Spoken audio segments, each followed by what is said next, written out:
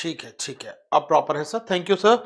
चलिए दोस्तों शुरू करते हैं अपने साथ। कल हमने बात की थी 12 प्रकार के पॉल्यूटेंट पर, 12 प्रदूषकों पर।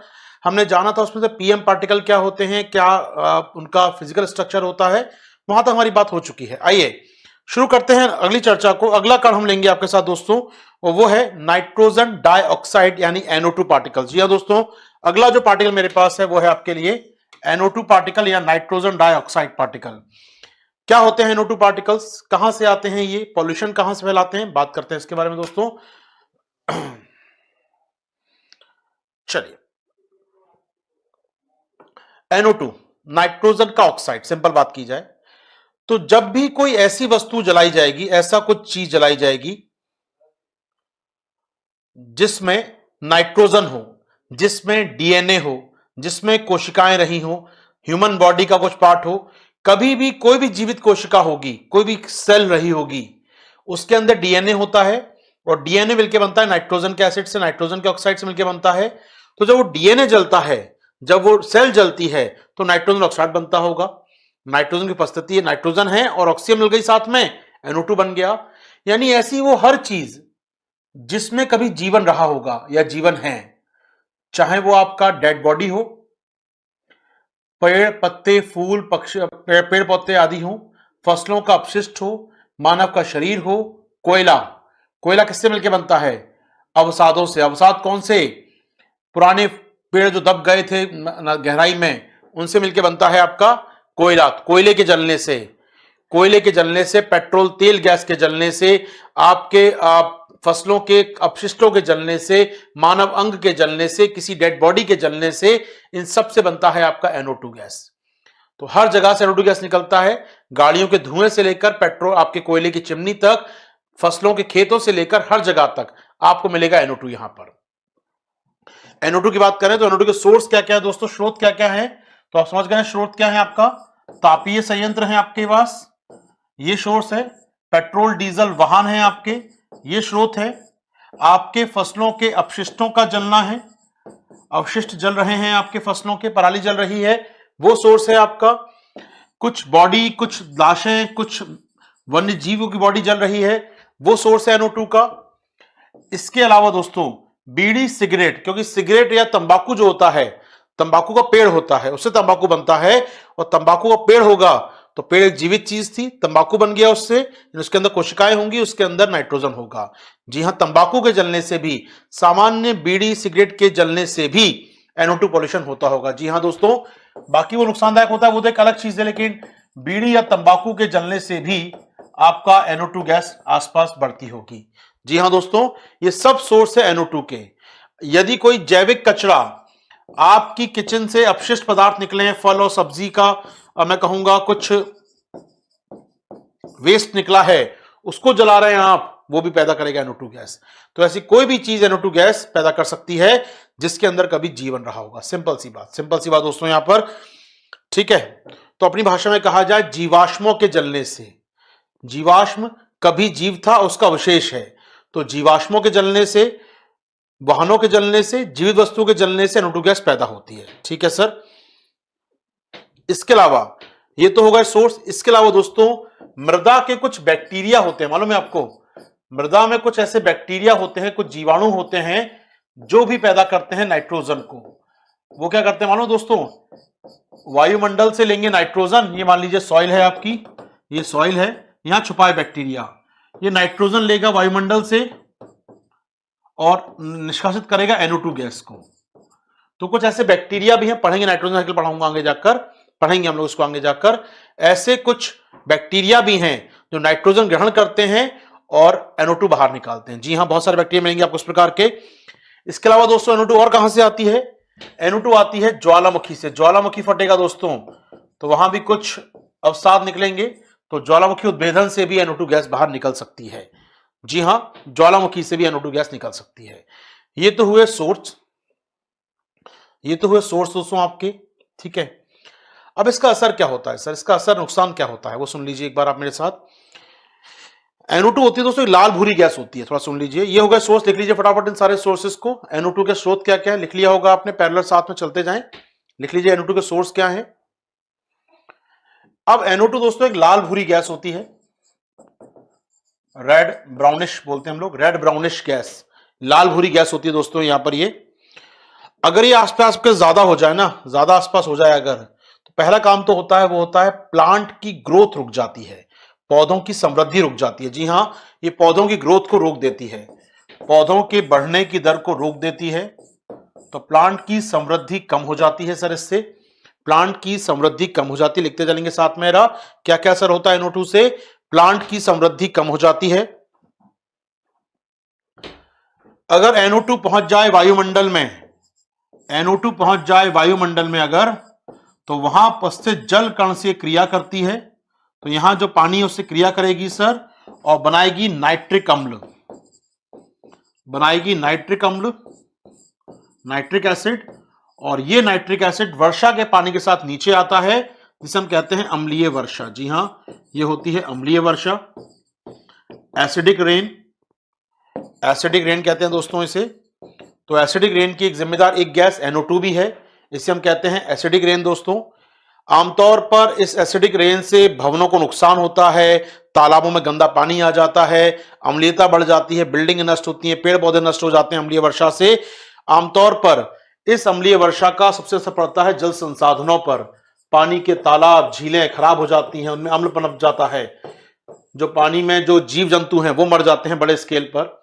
इससे भवनों को नुकसान होता है, बिल्डिंग्स को नुकसान होता है बड़े स्केल पर। इससे पौधों को नुकसान होता है बड़े स्केल पर, से पौधों की वृद्धि तो रुकती है, पौधों की मौत हो जाती है यहां पर। और भवनों की बात आप जब कर रहे हैं, तो ताजमहल जैसे जो संगमरमर की बिल्डिंग है, उनका रंग पीला पड़ने लगता है, मरमर व्हाइट संगमरमर का, इसका रंग पीला पड़ने लगता है। और इसी को हम कहते हैं मार्बल कैंसर। जी हाँ, इसी डिजीज को हम कहते हैं मार्बल कैंसर, यानी मार्बल को होने वाला कैंसर, समझने के लिए है बात ये। तो ताजमहल का सफेद संगमरमर पीला पड़ रहा है, इसे हम कहते हैं दोस्तों मार्बल कैंसर भी कहा जाता है। ठीक है, इसमें कोई मुश्किल नहीं होंगी। NO2 गैस क्यों पॉल्यूटेंट है, कहां से आती है, क्या नुकसान करती है, क्या बीमारियां करती है, उसकी हम बात करें दोस्तों। नाइट्रिक एसिड की हम बात करें, नाइट्रिक एसिड बढ़ने से अम्लीय वर्षा हो सकती है। इसके अलावा NO2 गैस आपके शरीर में अगर चली जाए, मानव के शरीर में चली जाए दोस्तों, तो इससे क्या होता है, लंग्स, फेफड़े और हार्ट, आपके दिल की समस्या पैदा होती है सर, हार्ट स्ट्रोक और फेफड़ों की समस्या पैदा होती है। मानव शरीर में फेफड़ों की समस्या और हृदय घात, यानी कि मुझे कहना चाहिए हार्ट स्ट्रोक पैदा करती है। फेफड़ों की समस्या होती है और हार्ट स्ट्रोक आता है दोस्तों इससे। ठीक है, और यदि NO2 आपके आमने सामने ज्यादा एटमॉस्फेयर में है, तो विजिबिलिटी कम हो जाती है, कोहरा जैसे दिखता है, कोहरा होता नहीं है हालांकि, वो कोहरे जैसे दिखता है आपको, हेजनेस, एक धुंधला सा पन आ जाता है आपके आसपास, क्लियर विजिबिलिटी कम हो जाती है। जी हां, दृश्यता कम हो जाती है, वातावरण की दृश्यता, विजिबिलिटी कम हो जाती है, लोगों को दूर तक नहीं दिखता है, उनकी आंखें खराब नहीं हुई हैं, लेकिन NO2 का एक माहौल होने से लाल भूरी गैस होती है, तो हल्का पीला पीला दिखता रहता है आसपास आपको, तो बहुत क्लियर पिक्चर सामने से नहीं दिखती है। जी हां दोस्तों, ये है NO2 के बारे में सामान्य चर्चा, कोई मुश्किल काम नहीं है। एक पॉल्यूटेंट है, हैवी पॉल्यूटेंट है, मुख्यतः गाड़ियों से निकलती है। समाधान आगे पढ़ेंगे सबका एक साथ, ठीक है, PM, NO2, SO2 सबका समाधान पढ़ेंगे हम लोग आगे एक साथ। पहले एक गैस और करेंगे, फिर आपके सवाल लूंगा दोस्तों। पहले हम तीसरा पॉल्यूटेंट कर लें, फिर मैं सवाल लेता हूं आपके। इसके बाद जो पॉल्यूटेंट है सर, NO2 के बाद जो प्रदूषक है, अगला प्रदूषक, हमने बात की PM कणों की आपके साथ, हमने बात की NO2 की आपके साथ। अगला पॉल्यूटेंट लेंगे दोस्तों आपके साथ सल्फर डाइऑक्साइड का, SO2 का। बात करते हैं SO2 के बारे में थोड़ा आपके साथ। SO2 ये सोर्स क्या है इसका, प्रदूषक है, हमने कल पढ़े थे 12 प्रदूषक, आपके उसमें प्रदूषक SO2, इसका सोर्स क्या है सर? आइए दोस्तों सोर्स की बात कर लें, इसका स्रोत क्या है। तो SO2 का सोर्स वही है जो NO2 के हैं, क्योंकि आपकी बॉडी में भी सल्फर होता है, आपके पौधे में सल्फर डाला जाता है, पौधों में सल्फर नहीं होता तो मिलाया जाता है सल्फर। आपके पेट्रोल डीजल में सल्फर होता है, कोयले में सल्फर होता है, जो भी जीवित चीज होगी उसके अंदर सल्फर रहा होगा। क्योंकि एक बेसिक बात याद रखिएगा, बेसिक साइंस की बता दूं मैं दोस्तों आपको, यहां पर कोई भी जीवित प्राणी होगा उसके अंदर 6 बेसिक एलिमेंट होना जरूरी है। फिर सुनिए, कोई भी जीवित कोशिका, कोई भी बायोसेल होगी, उसके अंदर 6 बेसिक एलिमेंट होना जरूरी है। कौन कौन से होते हैं? Carbon, hydrogen, oxygen, nitrogen, phosphorus, sulphur. फिर सुन लीजिए, carbon, hydrogen, oxygen, nitrogen, phosphorus, sulphur. ये 6 होते हैं बेसिक एलिमेंट। कोई भी जीवित कोशिका अगर होगी तो 6 के 6 उसमें पाए जाएंगे। 7, 8, 9, 10, 50, 100 हो सकते हैं। इन 6 के बिना जीवन की कल्पना संभव नहीं है। पृथ्वी पर कोई भी जीवन मिलेगा, कोई पौधा मिले, कोई ऑक्टोपस मिले, कोई आपको बैक्टीरिया मिले, कोई इंसान मिले, कोई टाइगर मिले, कोई भी प्रजाति होगी, ये 6 होना जरूरी है। इन 6 के बिना जीवन संभव नहीं है। अब अगर 6 ये हमारे हैं दोस्तों, ये 6 आपके शरीर में हैं और ये जलेंगे के करके अगर, तो क्या क्या पैदा करेंगे? ऑफकोर्स NO2 पैदा हो जाएगा यहां से, यहां फास्फोरस के फास्फेट बन जाएंगे, SO2 पैदा हो जाएगी यहां पर, और ये तत्व पैदा होते रहेंगे। जी हां, तो कोई भी चीज अगर बेसिक आपकी लाइफ जला रहे हैं, कोयला, पेट्रोल, मानव शरीर, पौधा, पराली, कुछ भी जलाएंगे उसमें जीवन था, तंबाकू, सब में क्या होगा? SO2 गैस पैदा होगी। जी हां, SO2 गैस पैदा होती है। तो याद रखिएगा दोस्तों, SO2 का सोर्स वही है जो हमने यहां पीछे पढ़े थे, यानी कि NO2 वाले सोर्स। सारे सोर्स यही हैं, सबका मालिक एक। मैं इसको यहां लिख दूं SO2, तो बात वही आएगी। तापीय संयंत्र, वाहन, अपशिष्ट, बॉडी पार्ट, जैविक कचरा, ज्वालामुखी उद्भेदन, मृदा बैक्टीरिया। हाँ, ये थोड़ा सा नहीं मिलेगा, इसको हम हटा सकते हैं यहां से। इन बैक्टीरिया का अभाव है, इन बैक्टीरिया का अभाव है, छोड़ दीजिए। बाकी सोर्स लगभग वही हैं जो हमें पैदा करते हैं सल्फर को, वही सोर्स वो है, यहां भी सोर्स वही है। लेकिन साथ ही साथ एक जगह और मिलता है सल्फर, समझिएगा दोस्तों, एक जगह और होता है सल्फर हमारे पास। आपने कभी नाम सुना हो स्मेल्टर प्लांट? स्मेल्टर प्लांट है प्रगलन केंद्र, प्रगलन, जहां पर धातु गलाया जाता है। होता क्या है, आपने जमीन से अयस्क निकाला, लोह अयस्क निकाला, उसमें ना धातु के साथ सल्फेट आते हैं आमतौर पर। जैसे फास्फोरस निकालेंगे, सल्फेट आएगा, एल्यूमिनियम सल्फेट आएगा, जिंक सल्फेट आएगा, कॉपर सल्फेट आएगा, आयरन सल्फेट आएगा। तो धातु के साथ सल्फेट रूप में चीज निकलती है बाहर। अब उससे धातु को निकालना है आपको, उसको साफ करना है, आयरन प्राप्त करना है, आयरन सल्फेट से या कॉपर सल्फेट से कॉपर निकालना है आपको, तो उसको गलाना पड़ता है, साफ करना पड़ता है, उसको जलाना पड़ता है कई बार। तो उस क्रिया के दौरान भी उस स्मेल्टर प्लांट से, उस प्रगलन संयंत्र से SO2 गैस बाहर निकलती है। जी हां दोस्तों, तो याद रखिएगा, स्मेल्टर प्लांट या प्रगलन केंद्र से भी, उस प्रगलन संयंत्र से भी, प्रगलन या स्मेल्टर बोलते हैं दोस्तों हम लोग, स्मेल्टर प्लांट या प्रगलन संयंत्र से भी SO2 गैस बाहर निकलती है। यहां क्या होता है, धातुओं को साफ किया जाता है, धातु के अयस्कों को साफ किया जाता है। तो प्रगलन केंद्र जहां धातु के अयस्कों को साफ किया जाता है, उनसे धातु प्राप्त की जाती है, वहां से भी SO2 गैस बड़े स्केल पे बाहर निकलती है। जी हां दोस्तों, ये आप याद कर सकते हैं, सल्फर की बात मैं कर रहा था। चलिए सर, अब आइए सल्फर के नुकसान क्या हैं, फिर हम आगे बढ़ेंगे आपके साथ। सल्फर के नुकसान नोट करेंगे आपके साथ दोस्तों हम लोग। तो SO2 के नुकसान, डिजीज के नुकसान क्या क्या है, इससे क्या क्या नुकसान होते हैं सर? आइए, पहली बात, ये भी हवा में जाती है, पानी से मिलती है। वहां नाइट्रिक एसिड बनता था, यहां सल्फ्यूरिक एसिड बनता है। जी हां, SO2 गैस वायुमंडल में जाकर पानी या जलवाष्प से अभिक्रिया करती है और सल्फ्यूरिक, अगर मैं से लिख रहा हूं सल्फ्यूरिक एसिड यानी H2SO4 बनाती है, जो अम्लीय वर्षा करने के लिए जिम्मेदार है, जो अम्लीय वर्षा करने के लिए जिम्मेदार है। तो दोस्त अगेन वही काम होता है, ऊपर जाएगी, क्रिया करेगी H2O के साथ, बनाएगी सल्फ्यूरिक एसिड, अम्लीय वर्षा होगी, फिर अम्ल नीचे आ जाएगा। पहली समस्या सर। इसके अलावा शरीर में चली जाए आपके, अगर ये SO2 गैस शरीर में चली जाए, मान लीजिए आपकी बॉडी के अंदर चली जाए सल्फर डाइऑक्साइड गैस अगर, तो आपको श्वसन संबंधी समस्याएं, रेस्पिरेशन इशू हो सकते हैं। तो रेस्पिरेशनल इशू या श्वसन संबंधी समस्याएं हो सकती हैं सर, इससे श्वसन संबंधी समस्याएं हो सकती हैं ये। चलिए SO2 गैस की बात करें दोस्तों, यदि SO2 गैस, सोचिएगा SO2 गैस नीचे एनवायरमेंट में है, समझिए बड़ा इंटरेस्टिंग बात बता रहा हूं, वहां पर SO2 गैस नीचे है, यानी धरातल से बहुत ऊपर नहीं गई है, वो नीचे ही घूम रही है, धरातल जमीन के आसपास ही कोई घूम रही है, 50 मीटर पे, 30-40 मीटर पे घूम रही है। तो क्या होगा मालूम यहां पर सर, ये तो यहां SO2 क्या करती है, SO2 यानी मैं अपनी भाषा में कहूं, निचले वायुमंडल में यदि SO2 है, लोअर एटमॉस्फेयर में यदि SO2 है दोस्तों, SO2 है, तो वो जलवाष्प से क्रिया करेगी, प्लस यहां पर दोस्तों क्रिया करती है PM कणों के साथ। तो PM कण प्लस SO2 गैस प्लस जलवाष्प, अगर ये तीनों मिल जाएं तो दोस्तों बनता है स्मोग, यानी धुंध। जी हां, स्मोक बनता है, एक प्रकार का स्मोक बनता है sulphur plus PM particle plus जलवाष्प के बनने से स्मोक या धुंध बनती है दोस्तों। तो धुंध बनती है आपके निचले एटमॉस्फेयर में, से दिखना बंद हो जाता है, कोहरा टाइप का लगता है। तो ये कोहरा नहीं है बेसिकली, ये फॉग नहीं है, ये स्मोग है। फॉग होता जलवाष्प, ठंडी जलवाष्प हो गई वो अलग बात है, वो फॉग होता है, सर्दियों में कोहरा पड़ता है, ये कोहरा नहीं है, ये धुंध है। इसका मुख्य कारण क्या है सर? SO2 गैस मिल गई जलवाष्प से और मिल गए पीएम कणों से, ये मिल गए पीएम कणों से, तो ये होता है दोस्तों आपका स्मॉग या धुंध होती है। यहां तक कोई समस्या नहीं होनी चाहिए सर। ये बहुत नुकसानदायक होती है, हानिकारक होती है, आपकी नाक में जाए, आपके श्वास में जाए, मुश्किलें कर सकती है सर आपके। ठीक है, आइए अब मैं कुछ और जानकारी दूंगा जो बहुत काम की है आपके लिए। थोड़ा SO2 पे रिसर्च कर लें आपके साथ दोस्तों, हम लोग SO2 पे रिसर्च कर लेते हैं, थोड़ा सा काम आएगी। चलिए आइए ना, क्या क्या पढ़ा आपने मेरे साथ अब तक।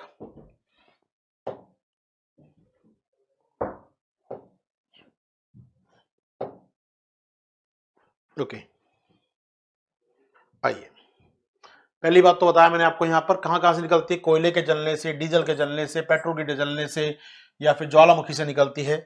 पानी से मिल जाती है सल्फर डाइऑक्साइड, तो माती अम्लीय वर्षा होती है, हम जान लिया दोस्तों आपके साथ। ठीक है, NO2 से भी हो सकती है अम्लीय वर्षा। ताजमहल का रंग बदल रहा है, मार्बल कैंसर बता दिया दोस्तों मैंने आपको यहाँ पर। ठीक है, एक पॉइंट ये फैक्ट लिख लीजिए कहीं भी, शुक्र ग्रह के वायुमंडल में सल्फर डाइऑक्साइड प्राकृतिक रूप से मात्रा में पाई जाती है। जी हाँ, सल्फर डाइऑक्साइड पाई जाती है शुक्र ग्रह के वायुमंडल में दोस्तों। यहां पर ये H2SO4 के रूप में होती है, सल्फ्यूरिक एसिड पाया जाता है इसके एटमॉस्फेयर में। वीनस यानी शुक्र ग्रह के एटमॉस्फेयर में H2SO4 गैस पाई जाती है। नोट डाउन कर लीजिए, फैक्ट कहीं भी काम का फैक्ट है दोस्तों ये, क्योंकि भारत प्लान कर रहा है शुक्रयान का, कुछ सालों में शुक्रयान का प्लान कर रहे हैं हम लोग और शुक्र का अध्ययन करने वाले हैं इसलिए आजकल, तो ये फैक्ट काम आ सकता है आपके लिए। शुक्रयान भेजने वाले हैं भारत बहुत जल्दी, मंगलयान चंद्रयान के बाद अगला शाहकार शुक्रयान होगा हमारा। ठीक है, इसके अलावा कुछ और सुनिए दोस्तों, अब काम की बात सुनिए, बताने वाला हूं मैं यहां पर, अब ध्यान सुनिएगा काम की बात। पहली बात, दुनिया में एक संस्था है ग्रीन पीस नाम की दोस्तों, संस्था का नाम है ग्रीन पीस। इसकी रिपोर्ट कहती है कि भारत दुनिया में सबसे अधिक SO2 गैस उत्सर्जित करने वाला देश है। जी हां, सबसे अधिक SO2 गैस उत्सर्जित करने वाला देश है, यह कहता है हमारा ग्रीन पीस की रिपोर्ट। नोट डाउन करेंगे यार, पहला पॉइंट, ग्रीन पीस की रिपोर्ट के मुताबिक भारत दुनिया में सबसे अधिक SO2 गैस उत्सर्जित करता है। सोर्स मालूम है आपको कहां से आती है, क्या नुकसान होता है मालूम है, और ऐसे में इंडिया सबसे ज्यादा करता है तो चिंता का विषय भी है। चलिए आगे बढ़ते हैं, और क्या कहता है हमारी पास रिपोर्ट, क्या है और क्या है सर? एक बात और सुनिए सर, आखिर मुख्यतः सल्फर डाइऑक्साइड आता कहां से है? तो मुख्यतः दोस्तों आता है, वो आता है थर्मल पावर प्लांट से, यानी कि आपके कोयला संयंत्रों से। जहां कोयला जलता है SO2 गैस बड़ी मात्रा में बाहर निकलती है। ध्यान सुनिएगा, जहां कोयला जलता है वहां से SO2 गैस बड़ी मात्रा में बाहर निकलती है, और भारत में भी ये जिम्मेदार है। भारत में कुछ प्लांट हमारे ऐसे, सिंगरौली है मध्य प्रदेश सीमा पर, तो सिंगरौली का प्लांट हुआ सर, तलचर है उड़ीसा में सर, या आपका झारखंड का हुआ, या आपका चेन्नई का हुआ। ये जो प्लांट हैं सर, ये साल साल भर में बहुत बड़ी मात्रा में SO2 गैस निकालते हैं। तो सोच सकते हैं कोयला प्लांट है, कोयले से बिजली बनती है यहाँ सर, और बड़ी मात्रा में निकालते हैं ये बाहर, कहना चाहिए सल्फर को बाहर निकालते हैं बड़ी मात्रा में। तो भारत में सल्फर डाइऑक्साइड का मेन सोर्स क्या है? तापीय संयंत्र। अब ध्यान सुनिएगा जो बताने वाला हूं मैं आपको, अगर आप मुझे फॉलो करते हैं दीक्षांत के 360 प्रोग्राम में, तो आपको याद होगा अभी 3 दिन पहले हमने एक प्लान बात की थी आपसे। उस कार्यक्रम में मैंने चर्चा की थी कि भारत के तापीय संयंत्रों के मानकों की बात हुई थी। अब ध्यान सुनिए, कहानी को 2 मिनट सुन लीजिए। भारत के तापीय संयंत्र SO2 गैस निकालते हैं, सब जानते हैं।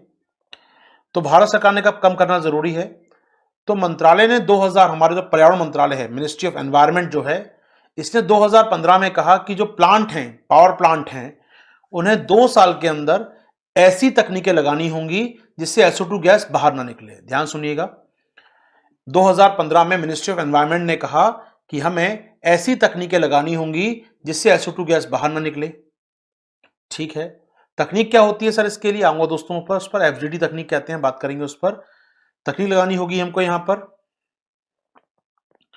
2017 आ गया, प्लांट ने लगाई तकनीकें? जी नहीं, नहीं लगाई तकनीकें प्लांट ने। क्यों नहीं लगाई?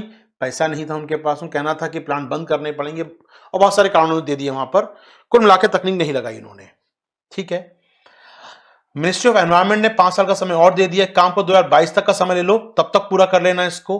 2022 तक सभी प्लांट में वो तकनीक लग जाए और SO2 गैस कम हो जाए। 21 चालू हो चुका है। अब तक कितने प्लांट में लगी? बहुत प्लांट में, 2-4 प्लांट में लगी है, हार्डली 250 में से, यानी बहुत कम संख्या में लगी है अभी ये तकनीक। अब यहां पर ऊर्जा मंत्रालय, जिसके अधीन ये पावर प्लांट आते हैं, ऊर्जा मंत्रालय गया मिनिस्ट्री ऑफ एनवायरनमेंट के पास और कहा कि जो आपकी गाइडलाइन है 2022 तक की ना, इसे सस्पेंड कर दीजिए। अभी ये लागू नहीं हो पाएंगी, मुश्किलों में चल रहे हैं हमारे पावर प्लांट, अभी ये लागू नहीं हो सकती। और कब लागू होंगी? अनिश्चित काल के लिए स्टे कर दीजिए, हम देखते हैं कब करना है उसको। तो हाल फिलहाल ऐसा माना जा रहा है कि 2022 तक लक्ष्य पूरा नहीं हो पाएगा कि सभी तापीय संयंत्र SO2 गैस का उत्सर्जन कम कर दें। संभव नहीं है ऐसा। तो शायद 2022 तक में तो लागू नहीं होगा, लेकिन आने वाले सालों में लागू करना जरूरी है, क्योंकि SO2 बहुत बड़ी मात्रा में निकालते हैं दोस्तों हम लोग यहां पर। और इसीलिए यहां जो संस्था है हमारी मिनिस्ट्री ऑफ एनवायरनमेंट, वो चाहती है कि तापीय संयंत्रों में उत्सर्जन की सीमा तय की जाए, उत्सर्जन को कम किया जाए। ओके, अब आइए आपके सवालों पर। क्या मेरी बात आप तक पहुंची है दोस्तों? अगला एक मिनट फटाफट टाइप पहुंच गई है तो ए है, वरना कुछ सवाल है तो पूछ सकते हैं। इस टॉपिक संबंध जो पढ़ा रहा हूं मैं, जो पढ़ा रहा हूं उससे संबंधित कोई सवाल है तो आप पूछ सकते हैं आराम से।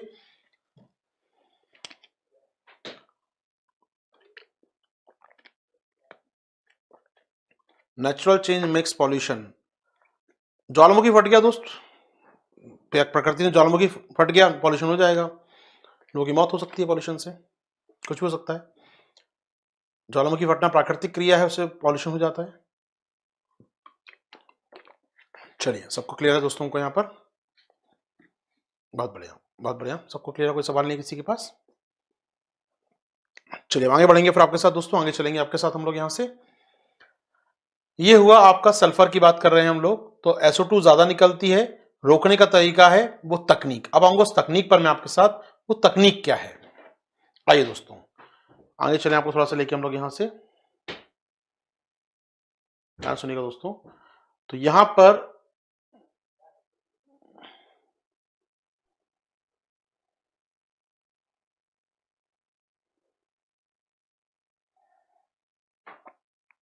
मिनिस्ट्री ऑफ एनवायरनमेंट ने जो किया था दोस्तों, CPCB ने किया था, मतलब मेरा कहने का मतलब है CPCB ने भैया नोटिस दिया था, बंद करो चीजों को। ठीक है, आप ध्यान सुनिएगा जो बताने वाला हूं, काम की बात है, जो पढ़ी है आपने उसी से निकालेंगे नॉलेज को अपनी दोस्तों हम लोग। अब सुनिए मेरी बात ध्यान से।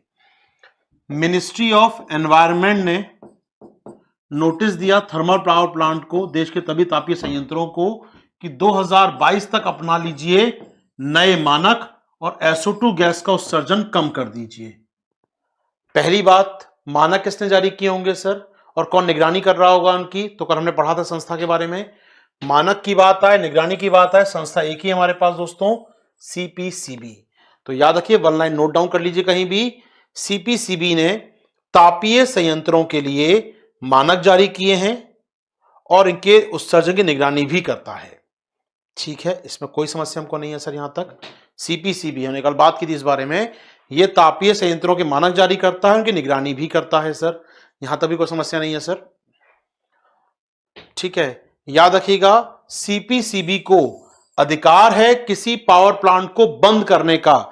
यदि कोई पावर प्लांट उसका कहना नहीं मानता, मानक जारी किए, निगरानी कर रहा हूं, और कोई मेरा कहना नहीं मानेगा अगर, तो मैं आपका लाइसेंस छीनने का, आपकी इकाई को बंद करने का साहस है मेरे पास। क्योंकि अधिकार किसने दिया है मुझे? बाइबल एक्ट है हमारा, जो एनवायरमेंट प्रोटेक्शन एक्ट ने अधिकार दे दिया इसको कि बंद कर दो फैक्ट्री आराम से आप CPCB, क्योंकि ये नियमों का पालन नहीं कर रहा है।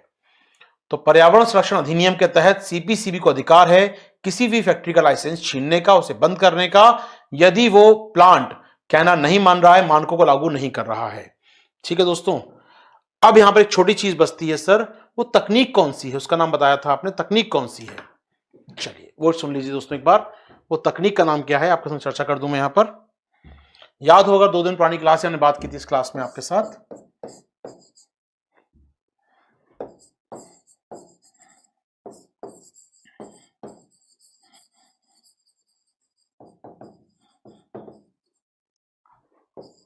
Flue gas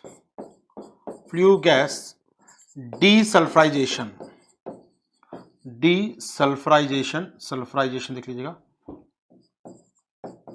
sulphurisation, flue gas desulphurisation short पे कहते हैं दोस्तों उसको हम लोग FGD। मिल जाए तो पहचान लिए उपकरण का नाम, ये बहुत कॉमन उपकरण है FGD, फ्लू गैस डीसल्फराइजेशन।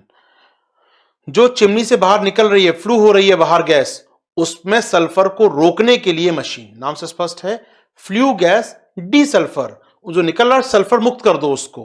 तो ये मशीन दोस्तों काम करती है, FGD मशीन क्या करती है सर, चिमनी से निकलने वाले धुएं में SO2 गैस की मात्रा को कम कर देती है, SO2 गैस की मात्रा को कम कर देती है। अब ये कैसे करती होगी सर ये कम, वो जान लेते हैं दोस्तों, कैसे करती है कम ये। बहुत सिंपल सी बात दोस्तों, एक बात सोच के देखिएगा कि एक गैस, एक बादल है या एक धुएं का एक बादल हमारे पास, धुएं का एक हमारे पास बादल है, वो गुजर रहा है और उस पर पानी गिरा दिया जाए उस पर, तो बादल नीचे बैठ जाएगा सारा का सारा। जैसे कि दिल्ली में पॉल्यूशन हो रहा है, मान लीजिए बहुत पॉल्यूशन हो रहा है दिल्ली में, और बारिश हो जाए तो क्या होता है, आसमान साफ हो जाता है।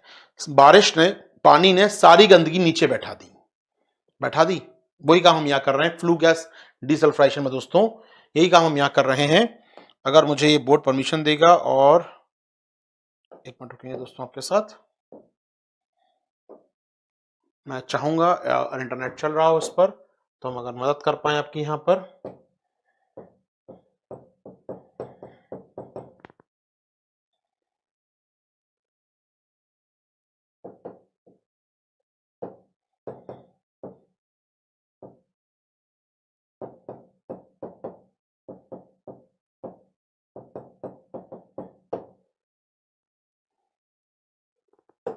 ओके, अगर मैं कहूं सिंपल सी बात करूं, इस मशीन को देख लीजिए आप, बड़ा समझ में आ जाएगा इजीली।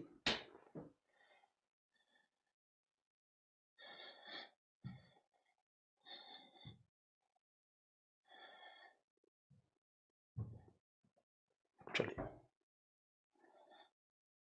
कोई भी एक चिमनी ले लीजिए, दिख रहा होगा यहाँ फोटो, ये रहा फोटो, ठीक है। सिंपल सा काम है दोस्तों, बहुत सिंपल सा काम है। करना क्या है, ये वो अपशिष्ट गैस से निकल रही है चिमनी से बाहर, तो बाहर निकलने से पहले उसको हमने डाला इस चैम्बर में, ऊपर से स्प्रे हो रहा है। स्प्रे किस बात का, पानी का स्प्रे हो रहा है सर, सिंपल स्प्रे हो रहा है। जब स्प्रे होगा तो क्या होगा, पानी जमा हो जाएगा और वो गैस यहां क्या होगा सर, SO2 गैस आ जाएगी यहां पर, वो उसमें हम ऑक्सीजन अलग कर लेंगे, तो नीचे क्या होगा सर, जिप्सम लगा देंगे यहां पर। तो कुल मिलाकर एक तकनीक है जिसमें ऊपर पानी छिड़का जाता है, फिल्टर लगे हैं बहुत सारे यहां पर, तो जब गैस बाहर निकलती होगी दोस्तों यहां से, तो साफ गैस बाहर निकलती है, उसमें SO2 नहीं होता है। तो सिंपल सा, परेशान मत होइएगा, यूपीएससी पूछेगा नहीं। FGD तकनीक क्या होती है दोस्तों, सिंपल चिमनी की बनावट है, एक विशेष बनावट है जिससे निकलने वाले धुएं में से सल्फर गायब की जाती है, जिसमें आप पानी का छिड़काव करते हैं ऊपर, और निश्चित तौर पर पानी के छिड़काव से फायदा क्या होता है, SO2 नीचे बैठ जाते हैं कण उसके, उसको आप अलग कर लेते हैं और बाकी साफ गैस बाहर निकलती है। या मैं कहूं इस प्रकार डायग्राम है, या फिर इस प्रकार तकनीक देख रहे हैं आप यहां से, ये होता है FGD प्लांट आपका, जगह भी घेरता है, काफी जगह भी लेता है बनाने में इसको ये, ठीक है। तो ये है दोस्तों FGD प्लांट आपका, जो आपकी मदद करता है SO2 गैस उत्सर्जन कम करने में। तो फिर सुन लीजिए, CPCB ने सभी तापीय संयंत्रों को निर्देश दिया है कि 2022 तक सभी लोग ये प्लांट लगा लेंगे अपने यहां पर, और नहीं लगाया तो लाइसेंस छीन लेंगे। लेकिन मिनिस्ट्री ऑफ पावर, ऊर्जा मंत्रालय जिसके अधीन ये प्लांट आते हैं, वो गया है मिनिस्ट्री के पास, मिनिस्ट्री ऑफ एनवायरमेंट के पास, कि जनाब अभी मत लागू कीजिए, अभी संकट में है हमारे प्लांट, अभी लागू नहीं कर पाएंगे। तो दोस्तों समझ आ गई होगी बात आपको यहां पर, SO2 गैस पर हमारी एक चर्चा। एक दो सवाल ले रहा हूं मैं SO2 गैस पर दोस्तों, एक दो सवाल लूंगा आपके साथ, देखिएगा काम का टॉपिक है, क्योंकि ये बहुत चर्चा इस पर हो रही है साल भर से। एक क्वेश्चन देखिए दोस्तों, एक क्वेश्चन देखिए पीटी का, आपको दिख रहा हो तो मैं चाहूंगा एक बार ट्राई करें, मुझे आंसर बताएं इसका। अगर आप ट्राई कर सकते हैं तो बताइए इसका आंसर क्या होगा।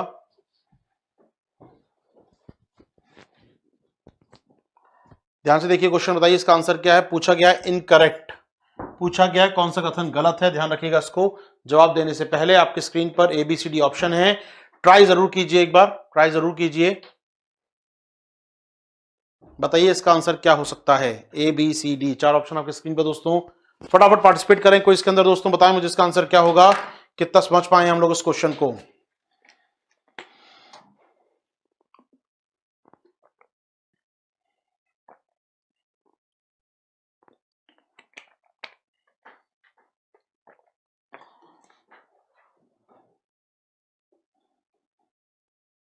आनंद कह रहे हैं सर डी इसका आंसर होगा।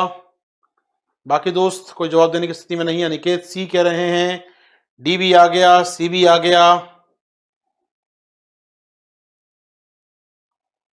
एक बार पढ़ा दीजिए, साफ नहीं दिख रहा। बता दो, साफ लिखा है दोस्त, बड़े बड़े अक्षरों में तो लिखा है, बता दोस्त अमन सर। साफ नहीं दिख रहा sir. C D D C अटके हैं दोस्तों आप लोग यार। चलो अब मेरी बात सुन लीजिए, आपने सबने आंसर दे दिए। लक्ष्मी नायक, आपका आंसर काफी हद तक सही है, बाकी सभी लोग गलत जवाब दे रहे हैं। क्यों? देखिए, भारतीय कोयले में पूछा गया है गलत। पहली बात हम क्या जानते हैं, भारत में बड़े पैमाने पर थर्मल पावर प्लांट में एफजीडी तकनीक नहीं लगी। जी हां, नहीं लगी। ये स्टेटमेंट सही है, ये गलत तो नहीं है, ये गलत नहीं है, यानी कि दूसरा तो गलत नहीं है, ये भी नहीं होगा आंसर और ये भी नहीं होगा आंसर। दूसरा सही स्टेटमेंट है, ठीक है। अब बचता है ए या डी। अब हम जानते हैं दोस्तों, माफ कीजिएगा, अब जानते हैं हम लोग पहला गलत या सही। भारतीय कोयले में बहुत अधिक सल्फर सामग्री होती है। जी नहीं, भारतीय कोयले में सल्फर सामग्री कम पाई जाती है, इतने सल्फर नहीं होता हमारे यहां पर। तो इसका आंसर क्या हो जाएगा दोस्तों आपका? इसका आंसर हो जाएगा इस केस में,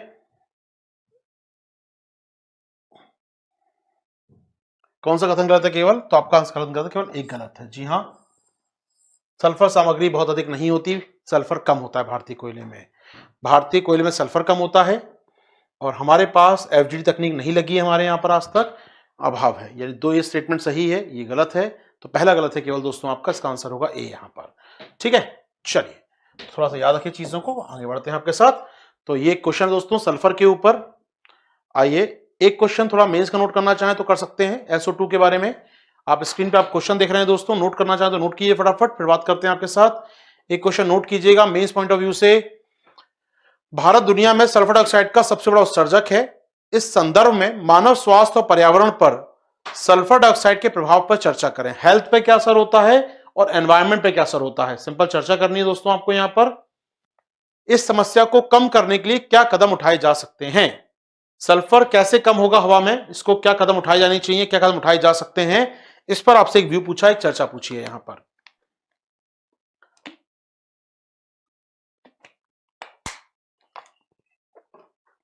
हो पाएगा दोस्तों एक टॉपिक? क्या सल्फर तैयार हो पाएगा हमारा? उम्मीद कर रहा हूं सल्फर आप तैयार कर लेंगे। ठीक है, आपकी स्क्रीन पर आप देख रहे हैं यहां पर सल्फर डाइऑक्साइड बड़ा उत्सर्जक है। तो मानव पर असर क्या बता सकते हैं आप? मानव की समस्या क्या होती हैं? शोषण समस्याएं होती हैं, कई प्रकार के फेफड़ों में समस्याएं आती हैं सर। इसके अलावा पर्यावरण की समस्या क्या है? एसिड रेन होती है सर, बड़े स्केल पर पर्यावरण की समस्या होती है सर। क्या कदम उठाए जा रहे हैं? एफजीडी तकनीक लगा रहे हैं सर हम लोग प्लांट्स के अंदर। हम कोयले का प्रयोग कम करना चाहते हैं, हम अपनी फसलों के अपशिष्टों को नहीं जलाना चाहते हैं, पराली पर रोक लगा रहे हैं हम लोग जलाने पर। यहाँ पर सारी बातें हैं यहाँ पर दोस्तों। जो भी काम कर रहे हैं आप सफाई की, दिल्ली की पर्यावरण के लिए, वो सारे काम यहाँ आ जाएंगे। BS6 इंजन लेकर आ गए हैं सर हम लोग। बहुत सारे प्रयास हैं, बताऊंगा आपको आगे जाकर समाधान में, लेकिन हाल फिलहाल काफी प्रयास कर रहे हैं इस दिशा में दोस्तों हम लोग। उम्मीद करता हूं ये आप लोग कर पाएंगे। लिखिए दोस्तों ABC, बताइए मुझे फटाफट, कर पाएंगे इसको हम लोग? कर पाएंगे हम लोग इसको दोस्तों?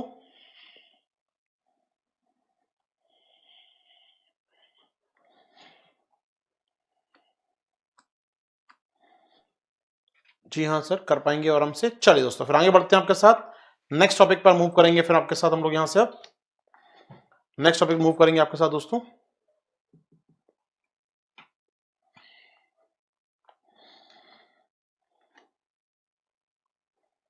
जी हाँ, जी हाँ, कर लेंगे आराम से। मुझे लगता है कितनी जानकारी हमारे पास हो गई है कि हम इसको अब आराम से लिख सकते हैं।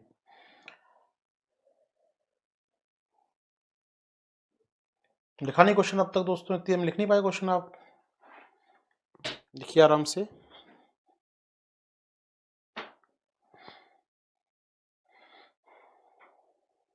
धीमा लिखने काम नहीं है यार, धीमा लिखने काम नहीं है आपको ना, फटाफट लिखिए इसको, नहीं तो दोबारा आके देख लीजिएगा, फिर लिख लीजिएगा। समय बचा लेते हैं हम लोग यहाँ पर। ठीक है, आंसर राइटिंग लिखवाऊंगा दोस्तों, थोड़ा प्रैक्टिस कराऊंगा मैं, थोड़ा सा पढ़ लीजिए एक बार, थोड़ा सा का सेगमेंट हमारा खत्म हो जाए फिर बताऊंगा आंसर राइटिंग में आपको। दोस्तों अगला पॉल्यूटेंट आऊंगा मैं, अगले प्रदूषक पे लेकर आऊंगा आपको। अगला पॉल्यूटेंट हम लोग बात करेंगे आपके साथ जो है एरोसोल। जी हाँ, एरोसोल, सुनिए आराम से, टॉपिक काम का है एरोसोल।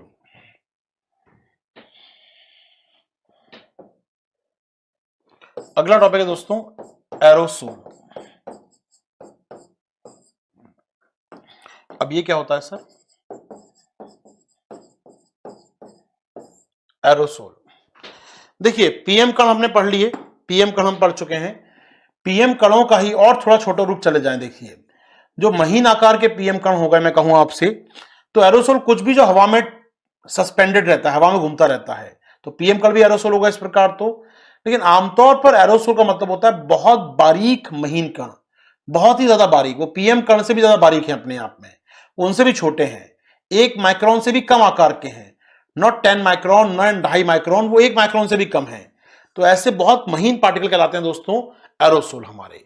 एरोसोल हवा में सस्पेंडेड रहते हैं दोस्तों ये आराम से, और इनका आकार सामान्यतः 1 एरोसोल से कम होता है, 1 माइक्रोन से कम होता है। ठीक है सर, ये तो समझ में आती है बात। यहां पर ये पॉल्यूटेंट कैसे हैं सर? ये आप सुनिए आराम से दोस्तों, पॉल्यूटेंट कैसे हैं। देखिए मान लीजिए डीजल गाड़ी है, डीजल गाड़ी निकल रहा है, धुआं निकल रहा है डीजल गाड़ी से बाहर, तो हो सकता है पीएम कण भी होंगे, SO2 गैस भी होगी, NO2 गैस भी होगी, लेकिन कुछ कण इतने महीन होंगे उसमें जो हवा में घूमते रहेंगे लंबे समय तक। हम पीएम कण ही है, बहुत छोटे आकार के पीएम कण हैं, उन्हें हम एरोसोल बोलते हैं दोस्तों यहां पर, और कई बार से बोलते हैं हम लोग ब्लैक कार्बन। आराम सुनिएगा, काम की चीजें हैं दोस्तों। एरोसोल मतलब क्या हुआ? एक सामान्यतः 1 माइक्रोन से कम आकार के कण, कम आकार के पीएम कण बोल लीजिए समझने के लिए, 1 माइक्रोन से कम आकार के पीएम कण या हवा में निलंबित सस्पेंडेड पार्टिकल, वो कहलाते हैं आपके एरोसोल। इनका नुकसान क्या होता है सर? ये बहुत महीन होते हैं अपने आप में, और ये हवा में लंबे समय तक रहते हैं, ये हवा में लंबे समय तक बने रहते हैं, बैठते नहीं है नीचे, ये हवा में लंबे समय तक बने रहते हैं सर, इनका नुकसान ये भी होता है।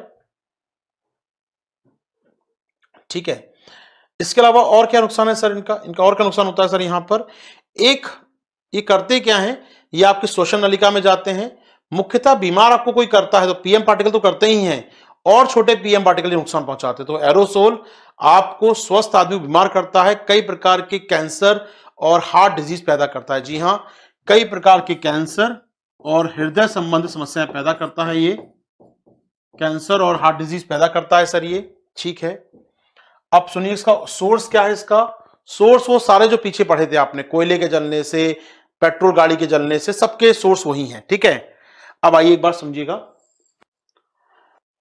यदि आप सोचिए डीजल जल रहा है, गाड़ी में डीजल या पेट्रोल जल रहा है, उससे अगर एरोसोल बनता है, उससे अगर एरोसोल बनता है दोस्तों, तो उसे हम कहते हैं ब्लैक, समझिएगा बड़ा इंटरेस्टिंग चीज है ये, ब्लैक कार्बन। ये क्या होता है सर? ब्लैक कार्बन, ध्यान सुनिएगा, ब्लैक कार्बन,